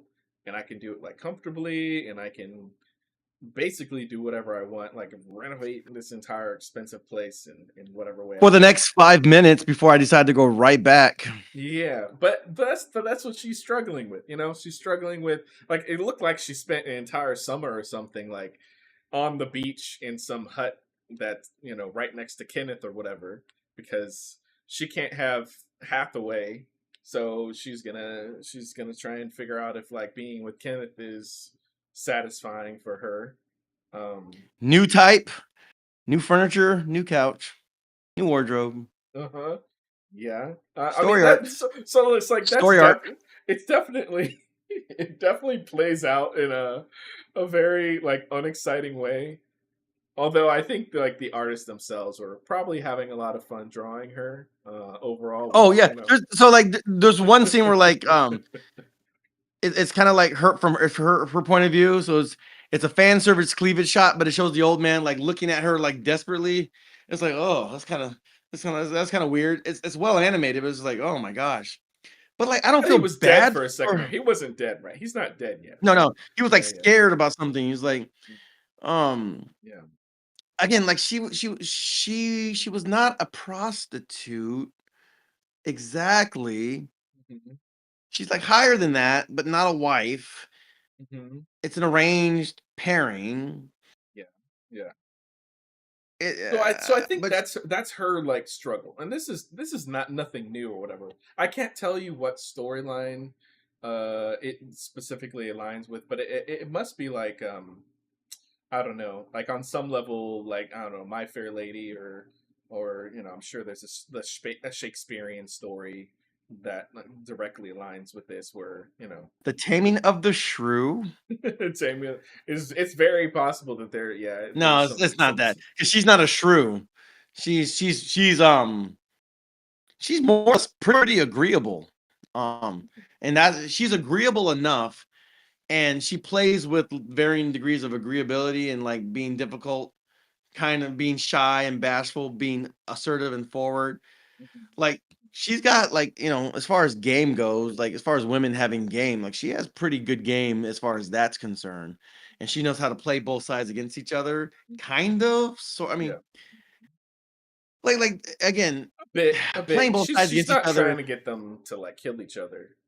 No, and Yeah. like playing both sides against each other, and like the what that kind of entails is that she's smarter than the other two sides, and she's not. She's not. Um, Kenneth is I pretty don't think smart. so. I think she's smarter than it does come across. Well, I'm not saying she's not smart. Yeah, She's just yeah, not yeah. smarter than Hathaway and Kenneth. I mean, Yeah. she might be like around their level, but she's not towering above them strategically or anything like that. Mm, mm, She's just yeah. she can leverage her beauty and her likability and this weird kind of clairvoyant, future skill that she has. And so that it kind of turns her into a good luck charm for Kenneth, who is at this point not trying to he's not trying to smash, he's not trying to sleep with her. Um at least not at this point. I think he was in the first movie he was like He kind of wants to, but he's not he was like sussing it out, but he already desperate. knew that he had competition with Hathaway. So he was just kind of sussing out, not taking it too seriously. Plus he knew he had old girl, the stewardess, on standby. He had options. And so and he was just about his business. He had things to do and he's not a simp. So, gentlemen, Kenneth is a good example to follow. He Is like, seems to know though that there is something with her beyond yeah, just so like I he's think he letting gives the like excuse of like good luck charm. He must know something about the count and about her. yeah, Yeah. he gives her a little bit of like not exactly he gives her a little bit of free reign, a little bit of latitude just to kind of see what she does and see, utilizing her good luck charms when it benefits him or when he can and just kind of seeing just kind of sussing out where she's going to go and what she's going to do. He already has a sense that she's going to try to connect with Hathaway and he doesn't seem to be particularly upset about it. So, truth be told, he's probably the most interesting character in terms of his motivations and stuff, and how he's like trying to get things done and operate. I would say he's more interesting than Hathaway is. Hathaway is interesting enough, as a character, but he's like a simp struck kind of, in a weird way that makes him less interesting than Kenneth Yeah. overall. Yeah. Yeah, Because ultimately, Hathaway's it's like, definitely emotionally stunted in some major what am I gonna ways. do when I see this fine girl? Like, Hmm. you know what you're gonna do. Like, why am I acting so conflicted? No, because she was hotter than the girl you were with, and she had more allure, and you know, you Twitter pated. You were sprung off old girl from the first movie, and so it's kind of a trauma bond Yeah. because they were being held up by the terrorists and stuff. And so she I got think that long she silky really won blonde him over hair. when they were talking for the first time, like in the like airport lounge or whatever, and Yeah, like yeah. So she there's that. completely called him out for being Well, yeah, mad. she knew who she was, so she was able to figure out who he was very, very quickly. And Hmm. so he's kind of drawn to her, and she's banging, bro. She's smoking hot. So like, why are we pretending that it's any more complicated than that, ladies and gentlemen? Hot girls get dudes' attention. Like this is Yeah. um. Hmm. Hmm. Hang on, Which makes it all the much hang worse. on, hang on. Water. It's wet. Like she's hot. Like Oh, why are we that's right. acting? Yeah. Why are we pretending like this is Yeah. complicated? He's Hmm. sprung off old girl. Kenneth is more he's more player with it. He's more Mackish with it because even though he's got her in the periphery, he's still hollering at other like d-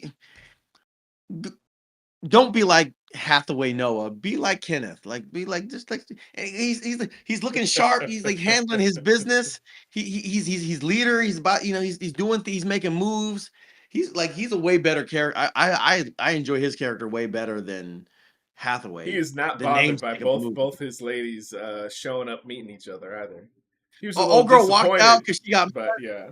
Hmm. he got mad. He didn't chase after her. He's like, all right, what's mine will always find its way back to me. If it's meant to be, she'll like whatever. I'll get it Uh-huh. back on the back end. I ain't Yeah. tripping. Yeah. Yeah, he's Hmm. way more player. He's way more Mackish with it. So like, shout out to Kenneth, yo. Like, be like Kenneth. Like, um, My only wonder is like, babyface. is he aiming for a higher position, or does he know that he can't like go any higher specifically? I don't know. Yeah, I that's not 100 It's percent not. clear to me. Yeah. Yeah, but just the way he carries himself with the women in like there's several women. His secretary, the older woman, like everyone seems to like being to enjoy being in his orbit. So I'm like, he's respected by men and women. You know what I'm saying? And he's not like butthurt over over Gigi choosing Hathaway or whatever. It's like, it's cool. It is what it is. He had a good dance scene with her in the first movie. Like, he's just doing his thing. he dropped her Mhm. back off. He wasn't trying to Mhm. smash. He wasn't. He just what's his is his, and what's someone else's is someone else's, and he's not bothered by it. So, um, I'm not saying be exactly like him, but his mentality, his mindset is way more appealing from a man from a male standpoint than Yeah. Hathaway. Who's just like, oh, we hugged, we had to reach. All his connection to Gigi is it's all trauma. They survived. The mech suits were attacking each other, and they had to run and escape the debris, escape the mechs that were gonna crush them. They're at the park, and all that stuff. And she hugs them, she holds them. It's all trauma bonding with him, Yeah, which no, in I trauma. think it's the combination of that with Hathaway. He doesn't have a what do you say? He's a broken like individual, has a broken soul, but he's not like sold his soul essentially. He's on the way, and he's kind of like struggling a little bit with like in the first movie, like seeing the actual like collateral damage. Um, he accepts it, and he understands like the reason for why it is, but he still shows emotion for it happening. Meanwhile, Kenneth is out here willing to just like massacre entire groups of people, Yeah, I to think what get the Gigi job likes, done. because I think Gigi, because Kenneth and Mafty or Hathaway, they're pretty similar. They're willing to like kill people and to take people Hmm. out and to Hmm. commit atrocities to achieve their goals. Hmm. Um, I think Gigi, just for whatever reason, is more sympathetic to the Mafty side of things than she is to the Federation side of things for whatever reason. Hmm. And so that's the only leg up that Hathaway has in terms of garnering her affections, because she Hmm. was already kind of like, oh, the way you're doing things is wrong, which means there's a right way, and I want you to do that right thing because I believe in your cause, blah blah blah, whatever the case may be. So, um, but Yeah, yeah, I I mean, as think far as the love Hathaway triangle, is also like leading with his heart, closer to leading with his heart than Kenneth is, and I think that's probably why he's our main character. In addition to yeah, like the back history of the Earth Federation, I think being yeah. more imperial, more evil than the Kenneth is colonies. more cold and calculating than Hathaway is. So, Hmm. um, Yeah, I mean, as yeah, we saw in the first movie, she seemed to kind of like she seemed to idolize Mafty already, and yeah, I mean, by the pool, she was like, "Let me tell you, like the way that you solve the whole problem is like basically to become a dictator, but a dictator for good." Um, but that goes in line with the some of the ideals. Like she likes the ideals that Mafty is operating on, but also sees the the steps that he needs to become potentially to like fully solve the problem, which I think she sees in right, Kenneth, and she also probably sees in the Count as well. Um, but I think she's through this whole situation trying to like sift through and evaluate like her own humanity, and and find out like where that lands in the whole equation of things. right. Yeah. All right, so um, but yeah, I mean, all of those individual pieces could be interesting if there was more of a fleshing out, and there was more like connection moments between Hathaway and Gigi that weren't just trauma bonds. If they had more in-depth conversations, maybe in the first movie, Mhm. um, Yeah, this I movie could have takes felt that chance. Yeah, you could have felt more what? I could have felt more of like the pining and the yearning that Yeah, that yeah. you're supposed to feel, especially with that opening title scene. Quince is always like, he goes underwater, he sees the silhouette of her, and he's automatically in a trance, and then the scissor song plays. And it's just like, it's not enough there, not for me anyway. And so, um, Based on his history, yeah, it's more than enough. okay. Well, I Him mean, and his again, pining for I don't know all Kess. that. Yeah. I don't know all No, that history, but as an again, audience member, I 100% understand what you're talking about.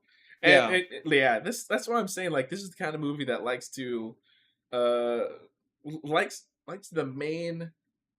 the events that's what's happening on screen to like be in partnership with like the main emotional storyline that's progressing or being figured out as it goes along, but it doesn't like putting it on display as like the main events that are happening. Like you'll get moments here and there, and they I think 100% took the chance of not having those characters have like any interaction. This entire movie, like effectively the middle part of the story, they're Yeah. interacting in the beginning, first act. This second act took the chance of them not interacting, but then trying to still move forward their characters by like flashback moments, by them just pondering and thinking about each other, making decisions. Like there's multiple times where each character is thinking about the other character. Uh, Multiple times when Geeky is doing her home renovation, she's planning out an evening with Hathaway and like getting dressed to looking forward to seeing him again and like projecting Yeah. that like they're gonna have another date and stuff like that. Oh, but that's the other thing, like, these weird hallucinations that Hathaway's having, like, there needed to be more of a build up to that. There needed to be more that we saw in the first, like, maybe they had some, like, psychic connection, some psychokinetic link or something. Otherwise, he's just like he's just groveling over the thought of this girl, and it's just like they haven't known each other that long. This movie takes place right after the events of the first movie. There hasn't been that much time that's passed. These deep feelings when there hasn't been enough going on, it's like it's not justified. The emotional stakes just aren't they don't land with me. There's just not enough there. Mm. And there's so much of just mundane, talking and scheming, and it's just so long and drawn out. It's fair, Again, man.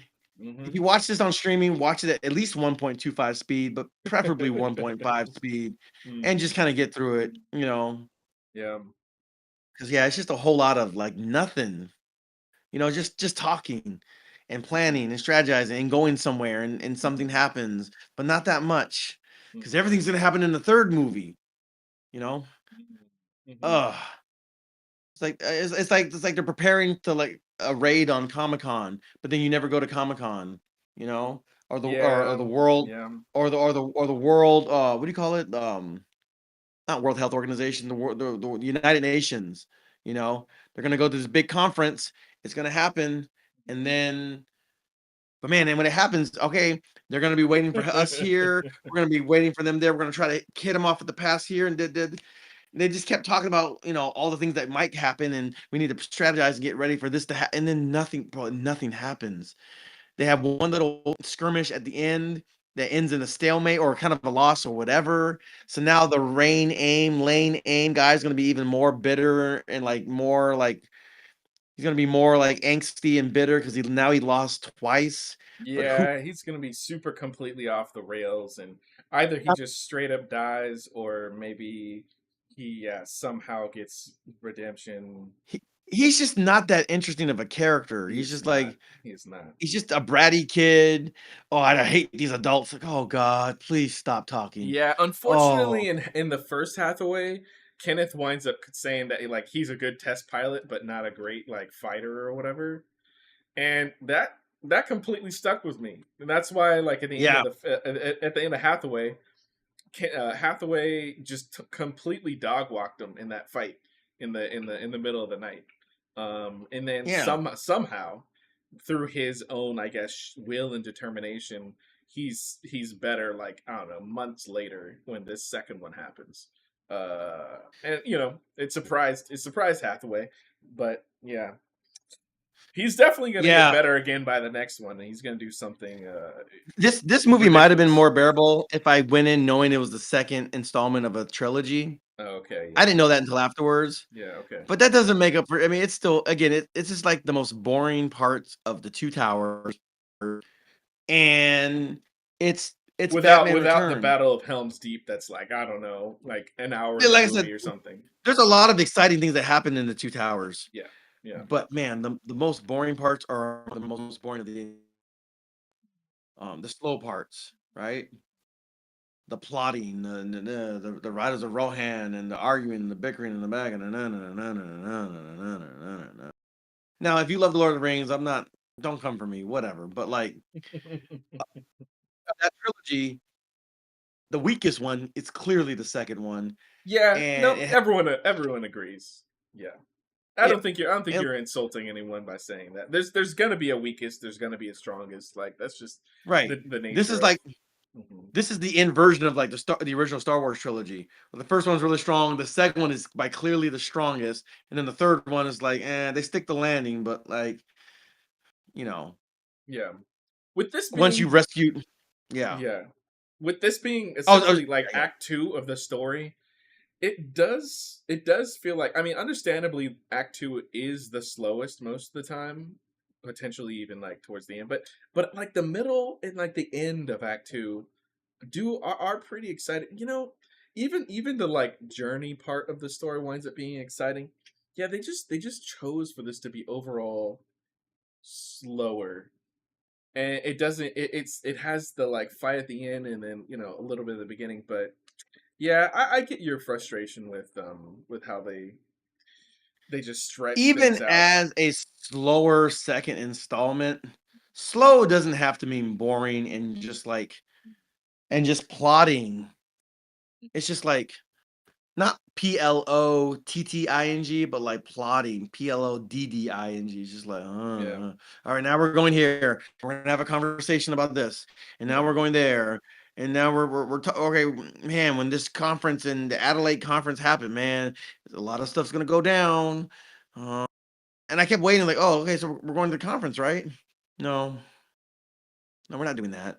We're just gonna talk about it a lot, and we're just gonna go back and forth about it. It's just like, no, Uh-huh. man. Even when This is they a got to Gundam movie. the like whatever that stone was, or I forgot what they called it, the canyon, the rock, or I don't know, I forgot the location that they go to for that final fight. I was fully expecting a much larger fight. I was not expecting like, oh, there are like three fighters on each side. The grunts get taken out pretty immediately, and then it's just a one-on-one again with Lane Aim. Um, Man, I was And really Hathaway. hoping when one of the grunts was like doing really well, I was like, oh, is that finally Kenneth? Like he showed up in a mech himself or something? It definitely wasn't, but I mean, it was cool I'm seeing one of the grunts like actually be talented for a second, but then he was just like killed off pretty immediately. Um, Yeah. yeah. And again, I'm totally down for Kenneth to be Gundam trained and ready to go. And like, bro, I'm down because this man, this last installment needs to really needs to stick the landing. Yeah. It needs to be exciting. It needs to make up for all the stuff that we had to listen to in this movie. I'm It really thinking needs to deliver. I'm thinking he's not invested on that level to want to put himself on the line. I don't think he's that guy. He might not be that guy. And the movie's gonna suck. It's gonna that's it. Like it's gonna be a waste. Yeah. Uh-huh. I don't know. I mean, like, You know what? yeah, Look, at the very least, the only thing that I can promise is apparently this story is a big moment in the like UC storyline. Okay. this So movie, this this movie. trilogy, this story Okay, trilogy fine, but this overall. particular movie, Yeah. not it can't possibly be this movie. So as of right now, from the first movie and this movie, there's not been like a shattering No. crazy event that's happening. So it has to be in the third film. So Okay. I think something exciting is definitely gonna All gonna right. happen. Okay, so you said you caught a couple taglines from reviews and stuff. What were people saying? I haven't seen any reviews yet. Oh, yeah, there were a number of people that were like, "This is the best anime of 2026," and Okay, in 2026. um, that's one of them I saw, and then yeah, another one was saying like, yeah, what was it? Just another one that was praising it for being a phenomenal film. Um, Oh. Look, I actually did enjoy the movie, and like I said, because I knew it was a part two. Maybe because, like I said, I already knew the pacing of the first movie and was prepared for that to happen again, potentially even slower in this movie, which we got. I I wind up buying into liking the characters, like you're describing Kenneth. Like I like Kenneth. These characters feel, at least Kenneth and Gigi in a way, feel more realistic. I still like Hathaway, but he also sucks at the same time because he just like Yeah, he's got some major issues with relationships and like man completely screwing over the redhead girl, that the haired girl that shaves her head and everything, has a terrible conversation with her like on the stairway, uh yeah. like He was a jerk. completely a jerk. I don't know. What can I say? Part of me was still happy when Gigi showed up, and he's able to have his moment with her, in the Gundam, floating across the credits. Okay, so we got a question from Rebel Sky. I was gonna see this, but Obsession got me. How was it compared to other Gundam anime, gentlemen? Okay, so uh with respect to Gundam, there's like the series and there's like the movies. I saw the Gundam Wing movie. It's actually not a very good movie. It's very, very disappointing. It's like Trace Kushinada's daughter, and like it has some cool visuals, but like the That's act, what it is. it's That's what it is. Yeah, the yeah, the visuals movie are itself cool. is very, very disappointing. Giant And what giant actually happens, laser beam gun from the moon and all that stuff is dope. yeah, It's dope looking, but the story itself, yeah. it's bad. Um, my favorite series that I enjoyed. Okay, so Gundam Wing as a series was a lot of fun, and it's a little bit tonally different than other Gundam movies or Gundam series. Um, as far as like the Double O, like the Universal Century movie, and they're all part of the Universal Century. But Stardust Memories was probably my favorite Gundam series. It feels it feels like the most official, of like one of the Gundam shows. That doesn't seem like a side tangent diversion. Like Gundam Seed is like another one of those. That's highly regarded. Yeah. Gundam Seed is highly regarded. I didn't really watch Mhm. it, so like I can't speak too much to it. But Gundam's I think the Double romance is O, pretty prominent in that one also. yeah. Yeah. But Gundam 0083 is regarded as one of the best series in the entire compendium of Gundam, and Mhm. I highly recommend that one. I wound up liking Gundam 00 also. Yeah. Some people like Gundam Zero, some people like Gundam Z. They also, a lot of them have their quirks. Some of them are more quirky, some of them are more like official storyline. The Gundam Unicorn one, was that the Gundam Seed one? I watched that People series. seem to like Unicorn, but it sounds like there's a whole lot of lore in them also. Yeah, and the way it ended, I didn't find the ending impressive. Um, I fell asleep on Gundam Ukes, that movie that came out like a year ago or something. But it's yeah, not necessarily I for didn't the see it. quality. I think it was definitely a lot more action in that one. So yeah, like Right. by and large, like this movie has not a whole lot of Gundam action, and you can watch the first one on Netflix. Hathaway, similarly, It's not a a better ton movie. of Gundam action. I would say But it's a yeah, better movie. but yeah, I actually enjoyed the first movie. yeah. Um, The this long movie and was a letdown. short, you need to look up, at least look up about the main character and his presence in the previous series, or watch Char's counterattack before watching Hathaway. Yeah. And if you want to watch the original Gundam series, it's dated. It's from the 70s. Uh, I mean, they played it on Cartoon Network. They tried, it's like, but it's dated. It's very dated. So like if you're a hardcore Gundam person, then of course you got to watch it. It's the original series, but Yeah. like it's not the Oh, easiest watch. which reminds me, maybe the last thing I'll say about in this. So I did watch like the first episode of the original Gundam a few days ago. It's cool, but it definitely has that. And you come across it in Gundam Wing and other series. Like the Gundanium alloy is like, it's like adamantium, basically. Yeah. It's like Vibranium, yeah. Zaku's can basically do nothing against it. Yeah. So it's cheating within the storyline. The main character is like set up to be Superman It's almost literal in a plot way. armor, yeah. Yeah, it's literal plot armor. Um, This movie, at the very least, it like puts in that regard. A couple of the main conflicts are on an equal ground, but they're still not because the pilots. So that's why we're a little underwhelmed by the. There's some fun in the design of the choreography, but even that's a little bit lacking. Hopefully, the third movie is gonna have, I don't know, like a much better fight with pilots on equal standing or something like that. Better choreography and better cinematography. And yeah, it needs it because like yeah, this movie to me it was I'm saying it was a real letdown. And so Yeah. yeah. I think I covered pretty much everything I wanted to cover. Mm. There's not much I don't have much else to say.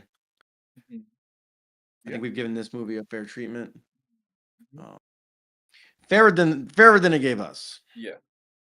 Yeah, and like I said earlier myself, if you wind up understanding what this movie is within half the way, and that it's really just trying to tell an emotional story, even like below the surface of the political events that's happening.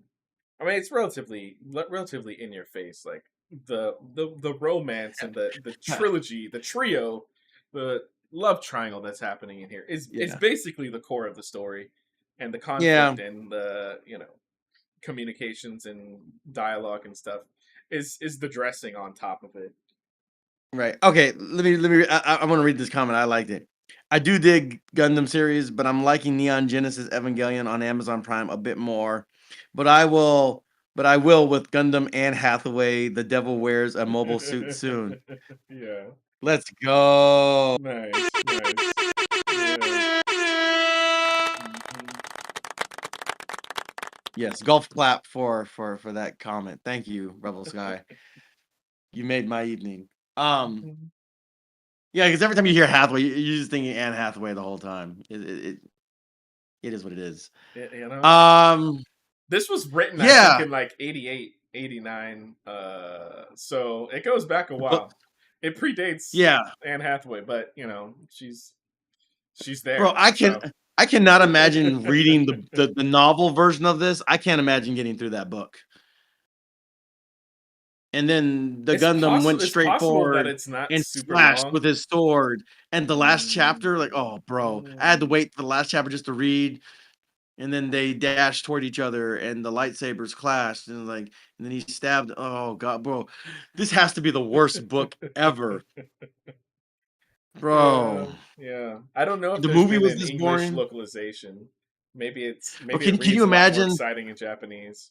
all these hyper jargon conversations they're having, and you got to read through that and try to make sense of? Oh, bro, no, I'll pass on that. Hmm.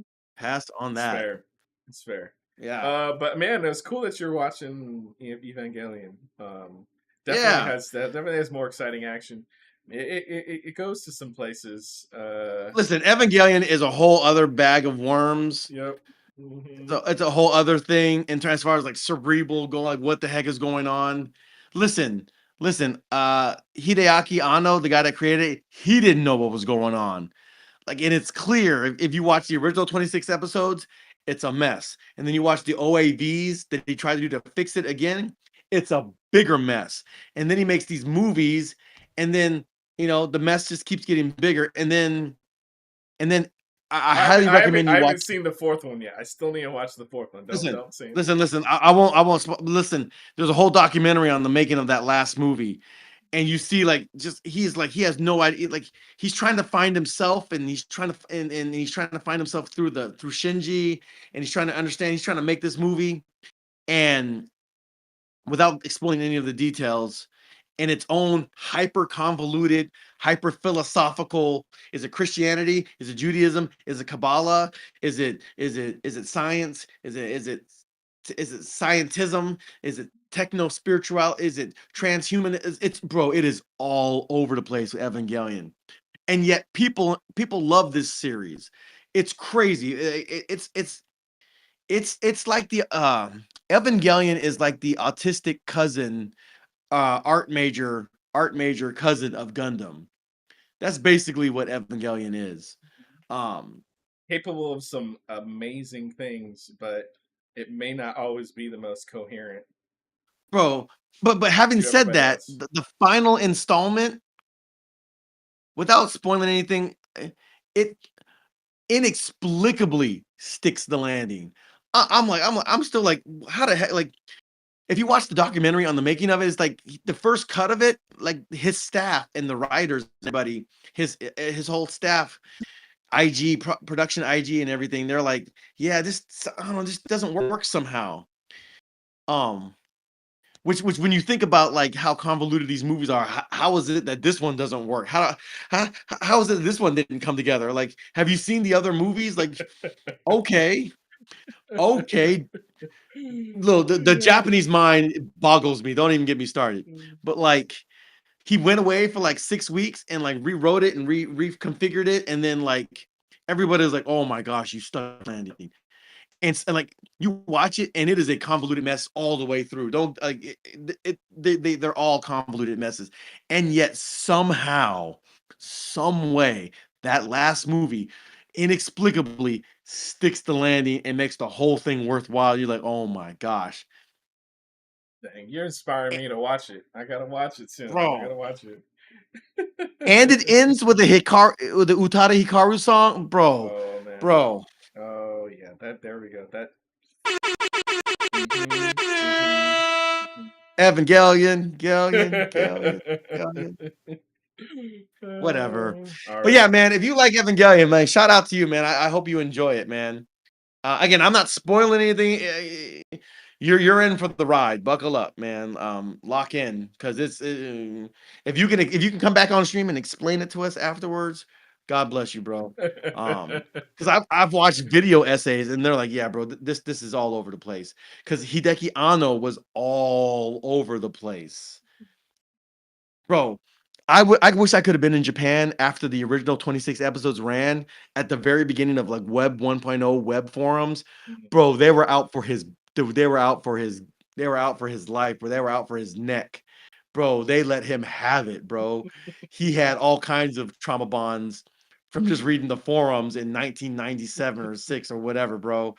The internet was a wild place even back then.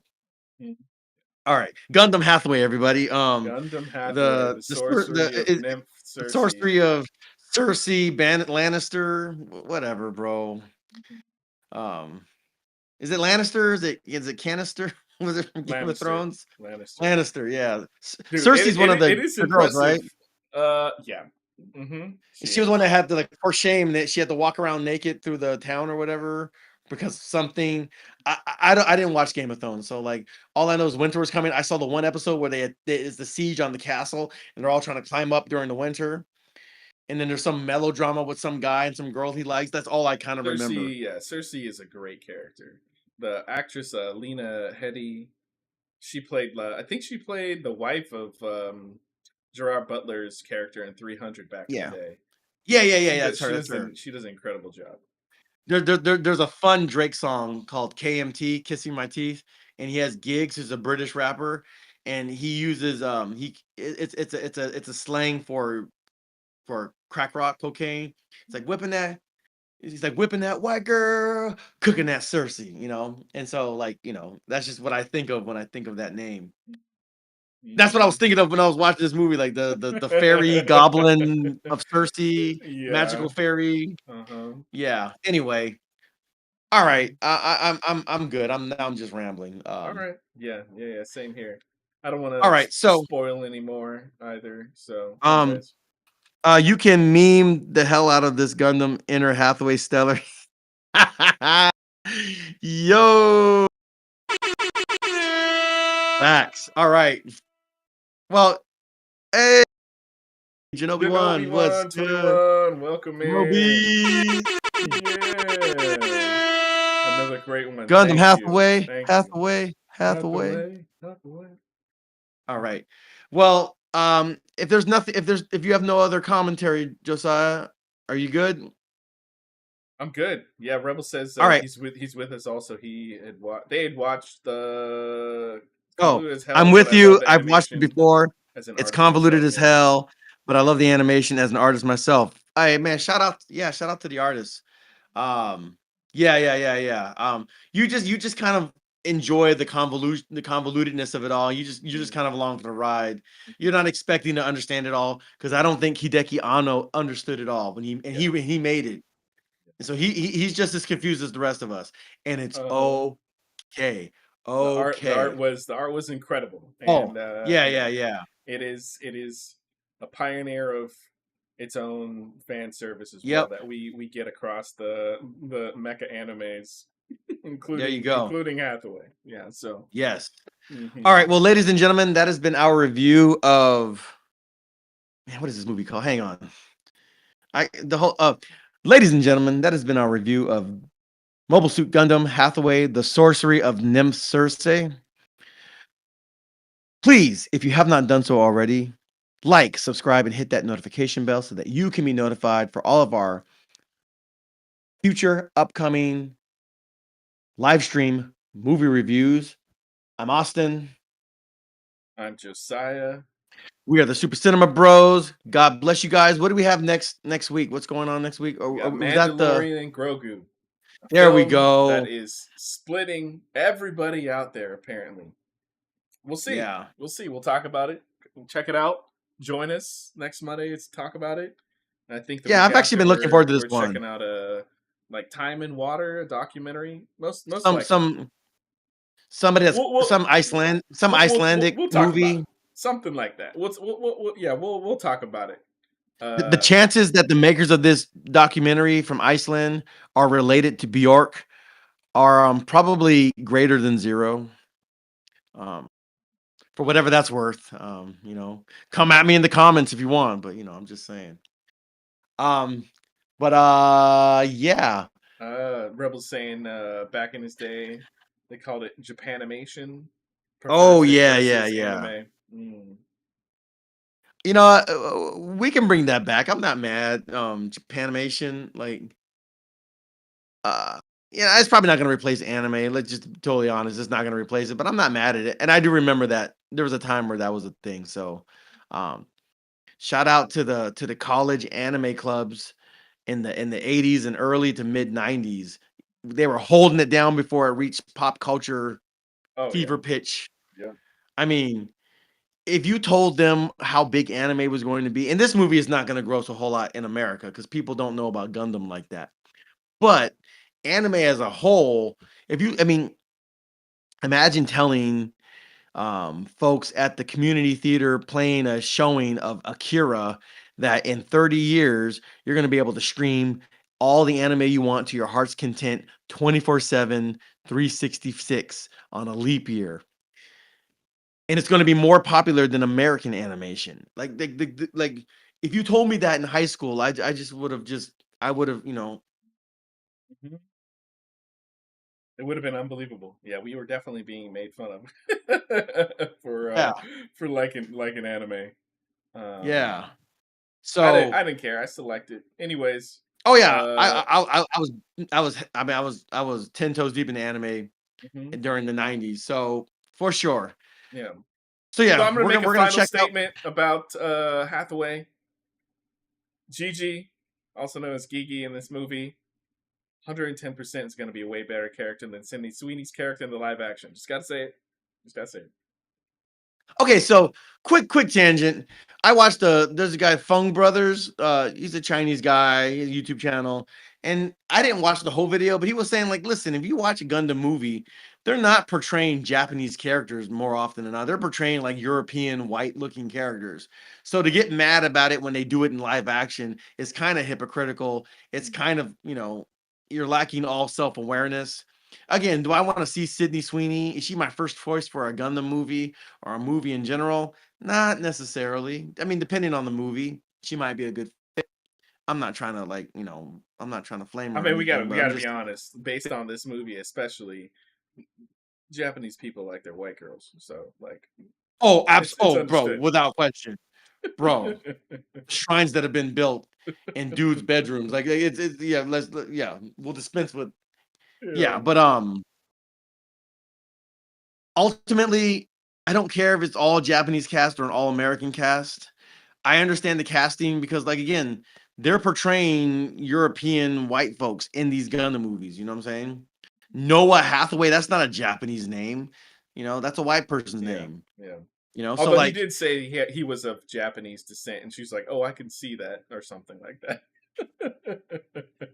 listen, don't get precious when they start casting white folks when y'all been watching anime depicting white folks with no problem, no complaint, no nothing. Don't get precious about it once they start doing it for real with real white people. All right? Like just again, I'm totally happy for a Japanese Gundam movie with a Japanese cast. I'm totally fine with that. I might even prefer it just because I know it comes from Japan.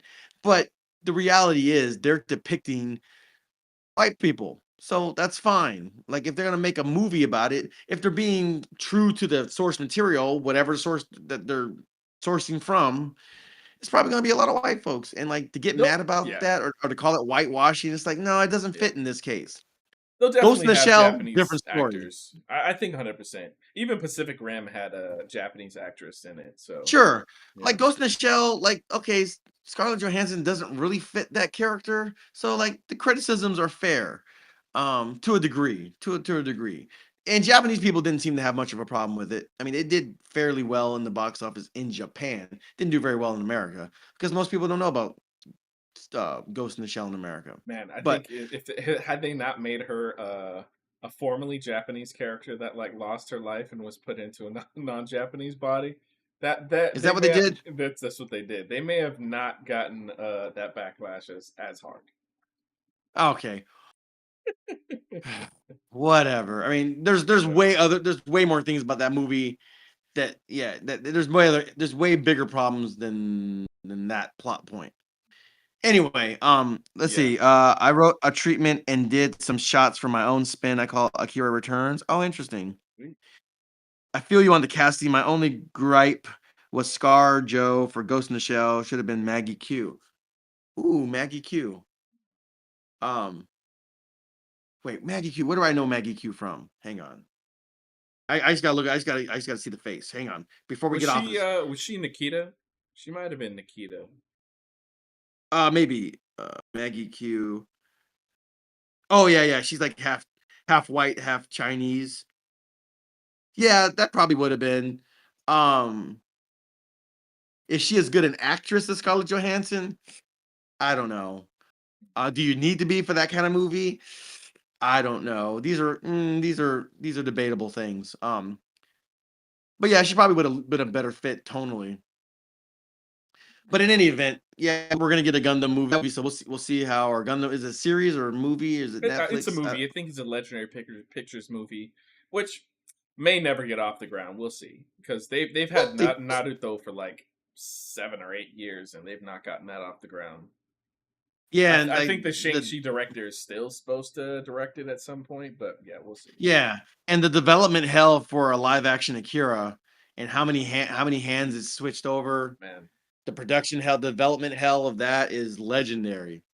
I think Appian Way, which is Leonardo DiCaprio's had it for a while, and then Watiti, what's his name? Taika Waititi. Yeah. Taika Waititi, he's supposed to direct. Is just like whatever. So we'll see. But yeah, that's been our review of Hathaway Part Two. I'm just gonna call it Mhm. Hathaway. This the sorcery of Nymph. Like I don't even think that makes sense for the movie. There's no sorcery. Like whatever. Well, I think I mean, I think it's an allusion to what Geeky is doing in the movie, but yeah. the most time she did that thing was at the very beginning of the first movie. Oh, that's an imposter. It's not the real thing. She stood up and like, oh. So anyway, we'll catch you guys next week for Mandalorian and Grogu.